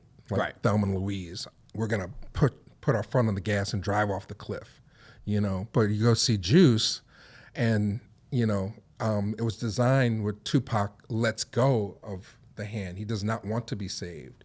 But in the editing of the movie, they make it seem like this character slips and falls and yells, and that's what and Mississippi Burning is a movie that's purportedly about the civil rights movement and black heroes like Martin Luther King and all those folks, but it's told from the perspective of 2 white FBI agents, and that denies characters of their own ability to determine their fate. The same with, we talked about, Nelson Mandela, there's a movie called Cry Freedom Yep. from around the same time period where it's about Steve Biko. Loosely. It's supposed to be about Steve Biko, but then, he passes on in the movie, spoiler alert, and then we go on for another 30 minutes while the film wraps itself up of the white guilt. And we see that as late as Last King of Scotland, which is supposed to be about Idi Amin, but it's told from this white perspective. So what immediately grabbed me was, wow, this is a movie that was really trying to say something and give, and what it's about, as you mentioned, it's about a town, it's sort of loosely Seven Samurai, Magnificent Seven inspired movie, where a trio of Vietnam soldiers who are on the lam from a trumped up charge court-martial. Right. They escape and they end up in this small town called Riverbend, Georgia, where that's being terrorized, literally terrorized by a white supremacist sheriff. And we should mention that this happens in 1966. Oh, so right? 1966, but 1960, as they say in the movie, 1866, 1966 it could happen any day, Right. You know. But by being set in the past, it gives it a framework, you know, that allows them to say, well, wait a second, you know, we've went halfway across the world as Vietnam soldiers, Yeah. to kill people we don't, and we've done, you know, things that we can't even speak of, Right. unspeakable things, and we can't stay here in Riverbend and help our own people escape the terror that they have to exist with every day. I mean, that one scene in the film grabbed me, you know, and I said, wow. And then immediately I think of Spook Who Sat by the Door, which is in my top 5 all-time Black movies. So, that's why I care about the movie. And anybody who sees it, it's got like 30,000 views on YouTube on our channel, leaves really positive comments, and it's just, you know, that's you know, I have a passion for this movie. Yes. I think it's kind of interesting that what I was digging on was that it being set in 1966, which is definitely right in the heart of the civil rights movement and everything like that, but it being called Riverbend because even still, Right. with that, even though it's right in the heart of the civil rights movement, Riverbend, Georgia is almost in its own pocket universe. Right. Right. You know, like the people, like it almost seems like they're maybe unaware of what's happening outside of their town. They know what's happening. It's because it's so deep in the South, you know, like, you know, the guy, the movie opens up with a man having to walk to town, you know, with his letter to try and, you know, fight for his rights. I got the evidence here, and you know, spoiler alert, in the first 5 minutes, he says, "I've got the evidence right here." Well, Yeah. I don't think he's going to make it to the end of the movie.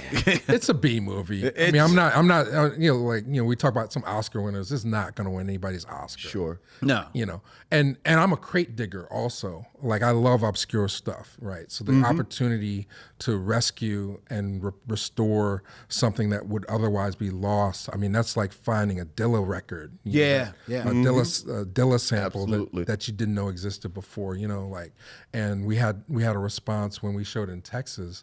One of the people, he said, wow, I can't believe that in 2024, I would have the opportunity to see on a big screen a Steve James movie that I've never even heard of. Right. You know? Yeah. So, I mean, it's like, you know, there's some magic happening with this one. But, yeah, or the original title, just to be fair for Valerie Vance, who's watching, was Night of the Eagle, right? Because the group of people were the Eagles, right? Okay. And a lot of the stuff that didn't make it to the final cut was them bonding and stuff. So what they end up doing after the inciting incident, they escape to the town there, and they're enlisted to help them. They take all the men that are of age, and they take them out into the woods for 2 weeks and train them. Right. That's Yeah, right. train them how to defend their community. And, you know, so they were the Eagles. And this was the Night of the Eagles. But when it came to make it a more commercial title, they chose Riverbend. Interesting. Yeah. What do you got to say about Riverbend, Vincent? Well, I will start with your observation about it being a B movie, and I actually was familiar with Steve James from the American Ninja domination films, those kind of that canon, you know, straight to video. And I think the two things that really stuck with me was how subversive the film ends up being. That's a good word. Because I do think you know, you look at the cover and it's Steve James and he's got his shirt open, there's people running with guns, and you know, as you said, it's a VHS, and you think you're going into this and you're going to get one of these kind of almost 80s version of a Grindhouse film. Or Black Rambo. or even that. And to speak to the Rambo, like the two things that I thought were wonderful about how it subverts your expectations. As you said, this is 1990, made in 1989. So this is in the midst of a post-Rambo, Chuck Norris, those films, this sort of, 1989, Reagan has come to the end of 2 terms, we're going into Bush, that kind of American jingoism. And the two things that I thought were wonderful to that effect was, A, this was an American town.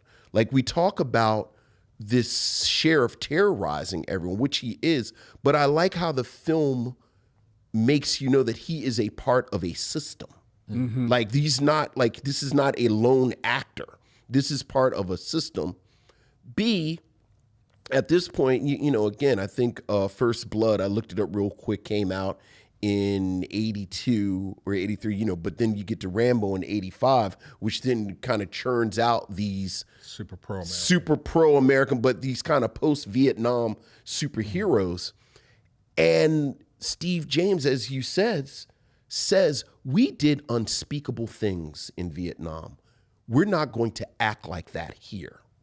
So that it kind of pushes back against that part of it, which I thought was amazing. And then to your point, talking about it with the spook who sat by the door, I agree with you.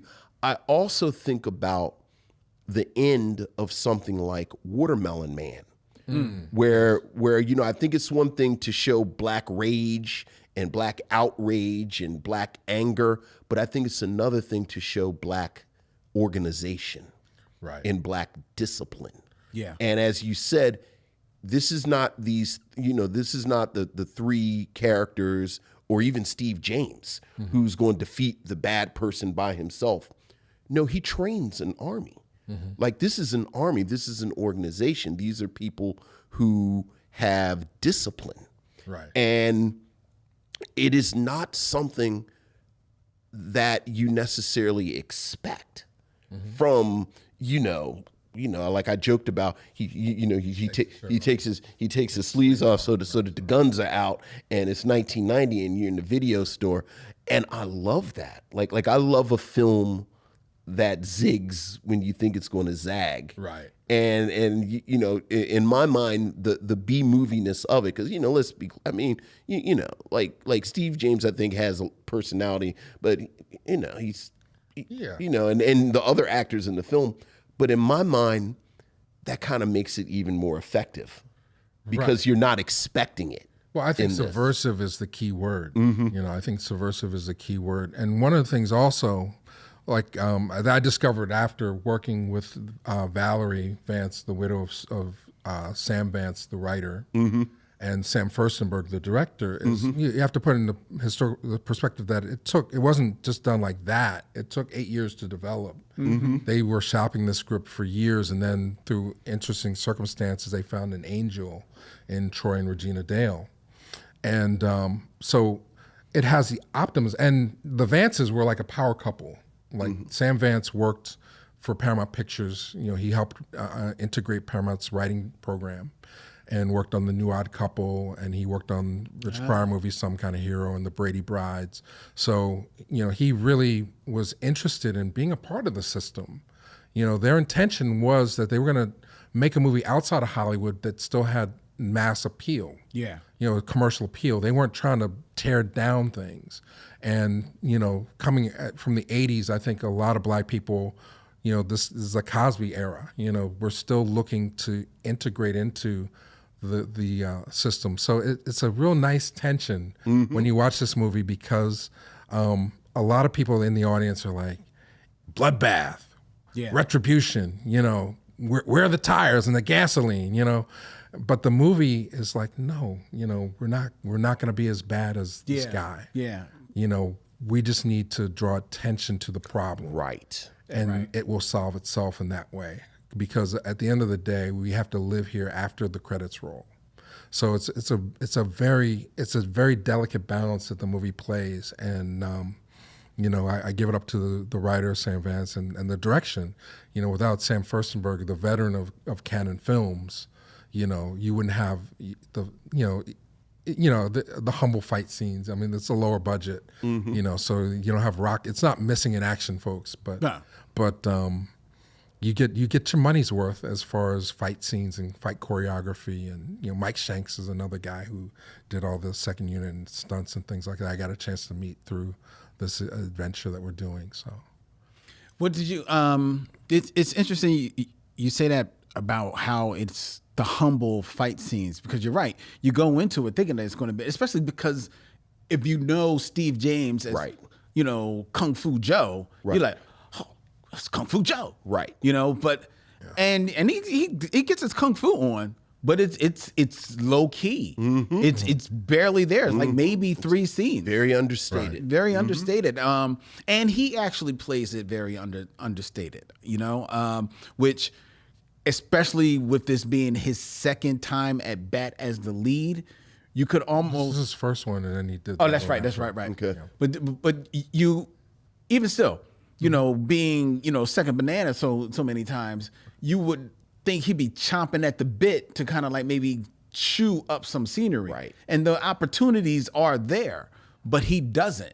He doesn't. He plays it. He plays it very underplays it, and it actually works. You know, in the performance, especially considering how much bombast is he's going up against, especially with the sheriff.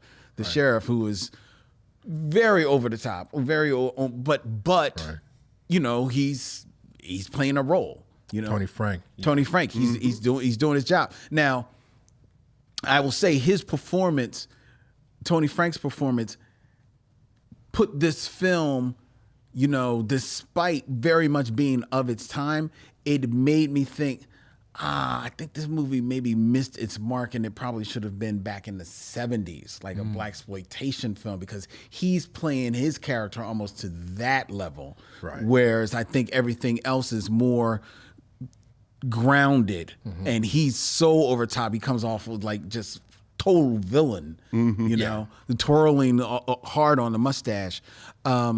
Well, he's the opposite of Boss Hogg from Dukes of Hazzard. Yeah. Yeah. You know, there's nothing that you can laugh about this guy. Right. Well, and they almost lampshaded in the film. There are moments where the white characters in the film are almost like, what is your deal? Like, you know, there's a moment where he goes to a meeting with the mayor and some of the other city fathers, and as you said, he's chewing up all of the scenery, and it's N-word this and N-word that, and while they're not necessarily shocked by the use of this profanity, they are like, you are on one right now. Yeah. Like, you need to pull it back a little bit. And I love, you know, spoiler, the good guys win to a certain degree. I love his last sort of observation in the film, where he says time is moving on and there is no place for me. Right. And it's like, well, yeah. But how much of that commentary rings true even today, Right. 2024? Right. Yeah, well, I think that's what's interesting. Even though he's over the top, he's the most over the top performer in the film. The actions that he's doing, you know, he's the personification of white supremacy in within the context of the movie, right? But his actions are not unlike things that we get to see in real life through social media, even today. That's you know, true. so that's why I'm okay with it. Like I know Valerie is very sensitive. Like we had to put a disclaimer on at the beginning of the film, I saw that, saying that the language is a little bit much, and you know, it's a lot of use of the N-word in there and stuff. And we warn people about the violence that's going to occur. But to me, I'm like I love like Goodbye Uncle Tom. I'm like, give it to me raw. I'll drink my coffees. I'll drink it as black as you can give it to me, you know, when it comes to showing me what this world is about, you know? So I think he's a perfect villain for Steve James. And even the fact that he has the audacity to believe that he could kick Steve James behind at one point makes for one of the just sort of like, you know, what do you say, artisan bread? And Swiss cheese moments of the film, you know. I mean, so yeah, it's it's definitely a lowbrow film on surface level, but like you said, it's got a very subversive element that I think makes it timeless. You know, it's not just standing the test of time, but I mean, this movie, and I think it was really brilliant of the filmmakers to set it in the past so that you don't have that reaction to, you know, like a lot of times if you point out racism and you make it contemporary, people are like, oh, that doesn't happen, or you know, you know, if you looked at it later, it's like, oh, that was then, this is now. What they were saying in 1989 was it was happening then, and Eleanor Bumpers and all this stuff is happening now. Yeah, it's still relevant, you know. So they had, you know, and this is why you have mature filmmakers telling stories, and it's not always has to be young people telling the immediate story, you know. So yeah. I wanted to point out the role of women. You know, I think Margaret Avery isn't asked to do a lot, but you know, I kind of liked the restraint of how they dealt with her as the quote unquote love interest, where you kind of feel, you know, it's like, you know, it's movies, right? So, you know, but they kind of hold off. And then I really, really liked there's a beat with the character Paulette, who has been Pauline, who has been assaulted earlier in the film, and her brother is murdered. And I love the fact that the film gives her a moment, yes, to express what has happened to her. And speaking of agency, like she, you know, takes matters into her own hands until, you know, you have to talk to her about what she will and will not do. And again, as someone who watched a lot of these movies, you know, again, like I'm unapologetically a fan of those canon sort of, you know, Golden Globus straight to videos. This is not a depiction of women that you get. You know, if there's a love interest in there at some point, you know, I have to say, just seeing Margaret Avery in this role, I was like, oh, because, you know, usually it's some aspiring actress, and there's going to be a nude scene and this, that, and other. And this is post The Color Purple. Right. Yeah. And then, you know, again, oftentimes women are assaulted, women have to deal with sexual violence in these films, but it's always just as something to push the male character into action. So I just love that moment. Yeah, there's a great deal of respect done for the women characters, and I should let people know what you gentlemen saw was the director's cut. Okay. Like I said, when you go to Photomat and you get the film back, it's scratched, and then there were scenes missing. They cut out a lot of the love story between the two, right? About 6 minutes, and Sam, the director, he made a decision to leave a lot of those scenes with Margaret out of the current edit, you know, because he felt that it just made her a little too forward. You know, like her husband literally just died. Her husband had just got murdered. Say that. And there's a scene, if you watch the VHS version, there's a scene on the porch where she's almost kind of coming on to him. And he said, that's too much. It's illogical or whatever. So, so, you know, there's a debate whether those will make it to the final version that makes it the Blu-ray, because Valerie Vance, she likes the scenes, and then the director feels that they're unnecessary. So we have to table that argument until we actually get the restoration. I think the scenes are probably well done, but I think the point is a valid point that, you know, her husband is the one that we see murdered in the very beginning of the movie. It's like the inciting incident. And this film takes place really, I think, over the course of 48, 72 hours? Well, about 2 weeks of training. Okay. Oh, and I forgot about the 2 weeks. Well, it's still not a long stretch but of time. they get into the town the day after her husband's murder. Right. That's very clear. Yeah. So it's not like it's been a long, it's right in that. It's right there. Right, and so, it's not like her husband was like craven, and like her husband was actually a noble, brave man. Exactly. Yeah. So you know, a natural attraction that might happen. Yes, and I think you see it. Enough of that is in the film, but too much of that, I think that I would bump up Okay. against that. Well, I mean, that's the director's feeling. I'm making the authorized restoration, so we're just tabling that argument for now. But I hear you guys on that one for sure. Yeah. Well, we're lauding this film, but there's one thing, and there's really only one thing that I really bumped up against this film. Sure, you don't have to love it. So the movie starts off with these 3, Vietnam vets. They're being taken to Georgia for a court martial. Right. And I don't, if the movie explains why they're being taken to Georgia specifically, I don't remember. That's not that important. Right. Ultimately, they escape the MPs. In their escape from the MPs, which is one of the I mean, how they do it with a cigarette, lighting the paper on fire, whatever. Yeah. And then they beat up these 2 MPs who obviously borrowed their costumes. But then they run. I lied to you not, folks. They run perhaps 20 feet away from the MPs. And the MPs never start to run after them. Sure. They take one shot and it's like, well. In their defense, it was probably really hot.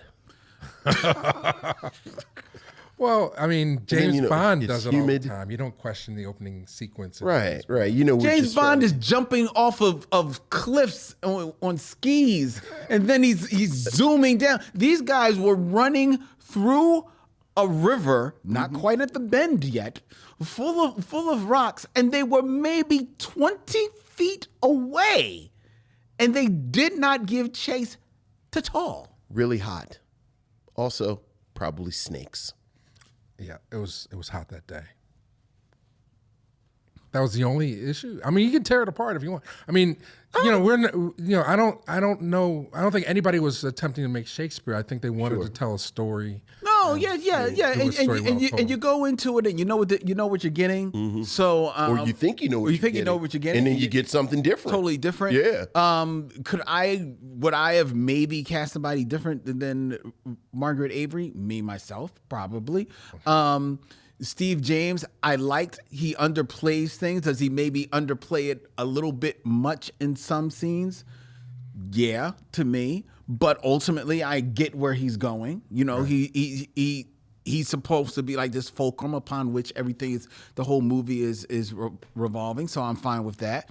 So ultimately, I come away with okay, and like we've just pointed out, the movie is trying to say something. Right. It's not trying to just fit into what's happening now. He's actually trying to say something. There is a message to be made, to be felt and learned from this film.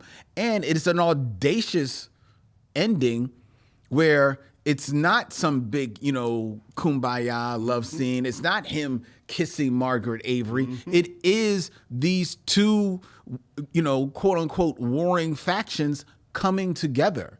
And, in the first step to dealing with their differences. Yeah. So that is very audacious, considering that it's set in 1966 and for even a 1990 film. And The Quiet is Kept, it is audacious for a film for 2024. So I appreciate what the movie is trying to do. Yeah. And my understanding, and somebody can correct me if I'm wrong, but this may be the only starring role for Margaret Avery. And it definitely was the first opportunity she had to play a lead. Well, she's the female lead in The Fish That Saves Pittsburgh. But I mean, like to carry the romantic lead. Well, she's carrying the romantic lead with Dr. J. I mean, she has a bigger role in Which Way Is Up than in The Fish That Saves Pittsburgh. Like, I would have big role. I would have went to Which Way Is Up. Okay, well, I'm with the Masters, so. But I mean, it was an opportunity for them both to have starring roles. Yeah, absolutely. Have their name above the title. Yeah. And which you would have thought she would have got more roles, opportunities than that coming off of The Color Purple. It's true. Racism. Yeah. But I think if I had discovered this movie when I was like 15, 17 years old working at the video store, I probably would have dismissed it like not enough action. boring, slow, whatever. But as an older person, and now after 2020, the death of George Floyd and the pandemic, I can see more clearly what they were trying to do and how rare it is that people take that opportunity when they are making a movie, a feature film, to try and say something that challenges a system. Right. And with Black people, it's about agency. So yeah. I agree. Like I said, you're talking about Black people having agency in a film. Like I said, I named it. As you mentioned, the spook who sat by the door. The end of Watermelon Man, where you see him actually training with other Black people, and now this. I very rarely, if ever, again, you always see. Again, Black outrage, Black sort of pushing back, and then certainly there's space for rage, right? Obviously, but there's something about organization, consistency, and discipline in your resistance that I think is by definition radical. I mean, you think about the actual history of the Black Panthers, right? And that's really what upset people. Anybody can break stuff, but it's another thing to have again this in place.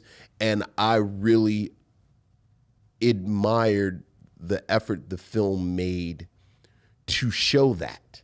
Like you said, this is the text. We are going to train you for 2 weeks. Right. I am the major. This is the lieutenant. This is the sergeant. This is how this is going to work. Right. And then when the shit hits the fan, you see them have this training so that it is it's an army.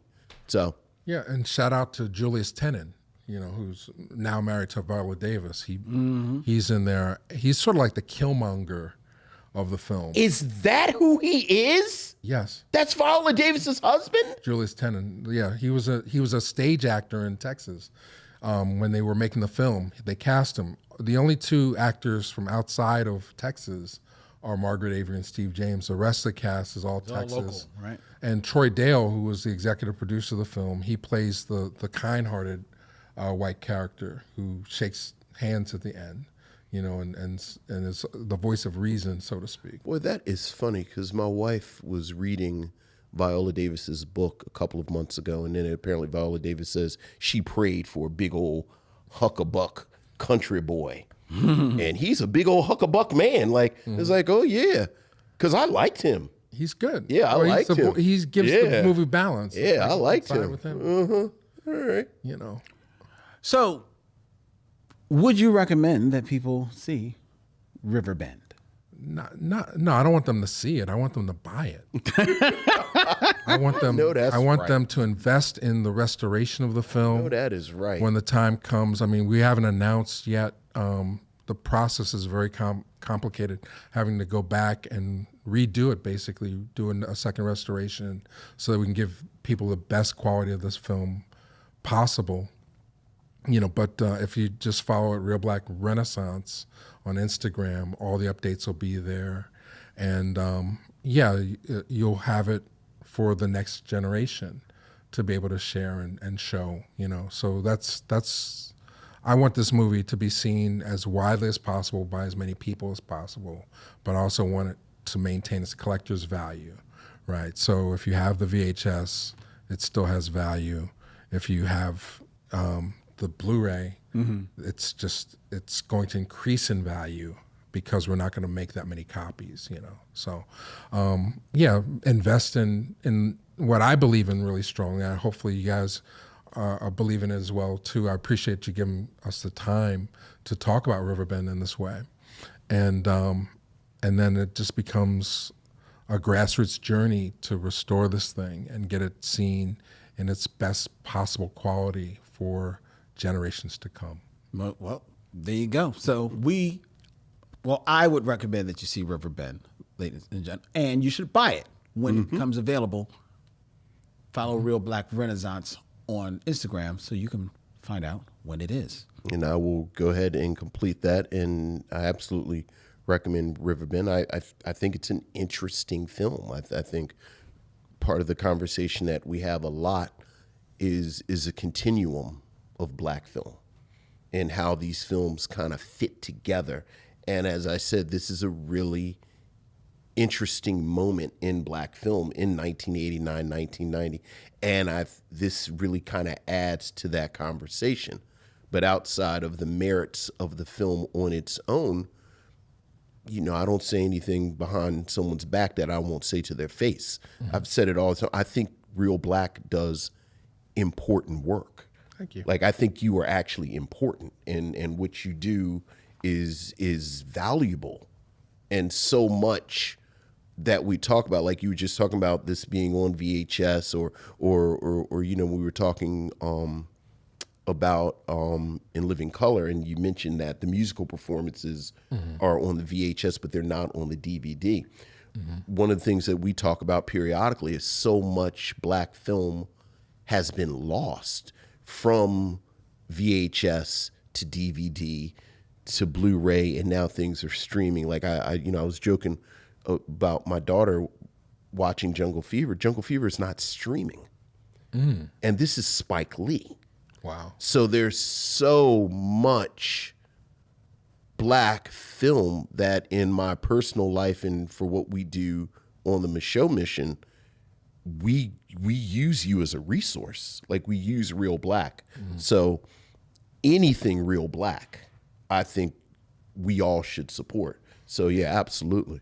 Well, thanks. Yeah, I mean, hopefully this moment that we're having now becomes a movement. You know, this is the first time that we're really like soliciting help.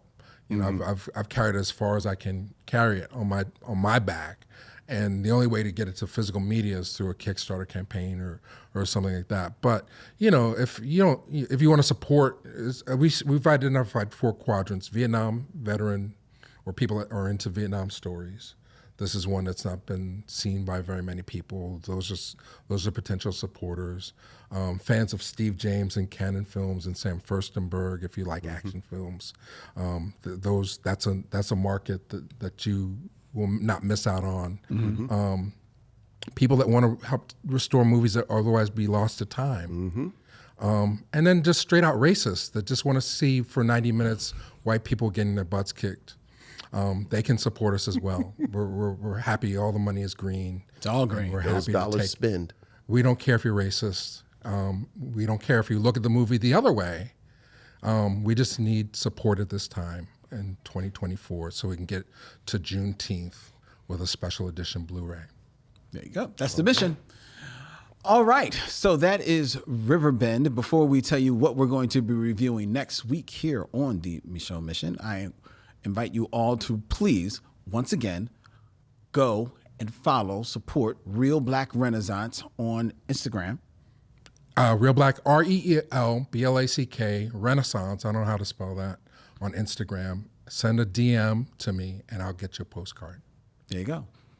And you can also subscribe to ReelBlack also on YouTube, ReelBlack, and check out everything they've got there. We're almost at 1.5 million subscribers on Channel 1. We need more help on ReelBlack 2. That's the one that monetizes. So ReelBlack 2. There you go. 1 and 2. What? Yeah, you can't miss out. Find the man. Subscribe to it all. The elusive Mike Dennis. Whatever ReelBlack, subscribe. Okay? That way. I love you. Mike, I hit it all up. I got like 6 ReelBlack subscriptions. Thank you. I don't care. I'm on Threads everywhere. All right? I love it. Thank you so much. Oh, Renaissance in the chat. Thank you, Marcia. All right. We want to thank, before we tell you what we're going to be reviewing next week, we want to thank each and every one of you that were able to make it out last Thursday, to the Be Real Micheaux screening series, our screening of The Last Dragon. It was a fantastic time at Bryn Mawr Film Institute. We had a ball. It was damn near a sellout crowd. Oh, yeah. People were reciting the dialogue in the aisles. People were dancing in the aisles, talking to you, Ariel. They were having a great time, and they voted on the next film in the screening series, which will be coming up in time for Halloween, October 23rd at the Bryn Mawr Film Institute. The Be Real Micheaux screening series returns with Attack the Block. Yeah. Oh, wow. Yes. Oh, yeah. Yes. Sci-fi, British sci-fi. British sci-fi. Yes, bruv. The movie that made a star out of John Boyega will be coming your way live on the big screen for one night only. October 23rd, Bryn Mawr Film Institute. Tickets are on sale now at brynmarfilm.org. So you can go and check it out. Be there with Vincent, myself, and our good friend Stephanie Watt of the Be Real Black Cinema Club, as we are there to host and do a live podcast about Attack the Block and free soft pretzels. I had you at free soft pretzels. I know I did. All right. If you are a fan of the Micheaux Mission, we invite you to have your voice heard as one of our missives. Email us at micheauxmission@gmail.com. That's micheauxmission@gmail.com. You can like and follow the Micheaux Mission on the social media of your choice, whether it be Instagram, X, Facebook, or even LinkedIn at Micheaux Mission. You can also subscribe and hit the bell on YouTube so you can be notified of when we go live every Tuesday at 7 p.m. and when we upload all of our new videos, all of which take place right here at Yunk Junk, Philadelphia's premier video podcast palace. If you want to book yourself some time in one of their fabulous studios here and get yourself your own Dylan. We told you, he has cloned about 7 Dylans. I think there are order for 7 more. So many podcasts are booking here, so you got to get booked right now. You can email Dylan Prime at dylan@yunkjunk.com. That's dylan@yunkjunk.com, and book yourself your time here at one of their fabulous studios. The Micheaux Mission is also a proud member of The Podglomerate, thepodglomerate.com. They make podcasts work, such as ours, which will be returning next Tuesday at 7 p.m. live with our review of our next stop on Action August is Vincent's selection. We get into the year of 1972 with Vanetta McGee, William Smith, Bernie Hamilton, and Fred Williamson in Hammer. Fred the Hammer Williamson. Next week, here on the Micheaux Mission. Until then, he's Vincent, I'm Len, and in parting we say, We'll see you when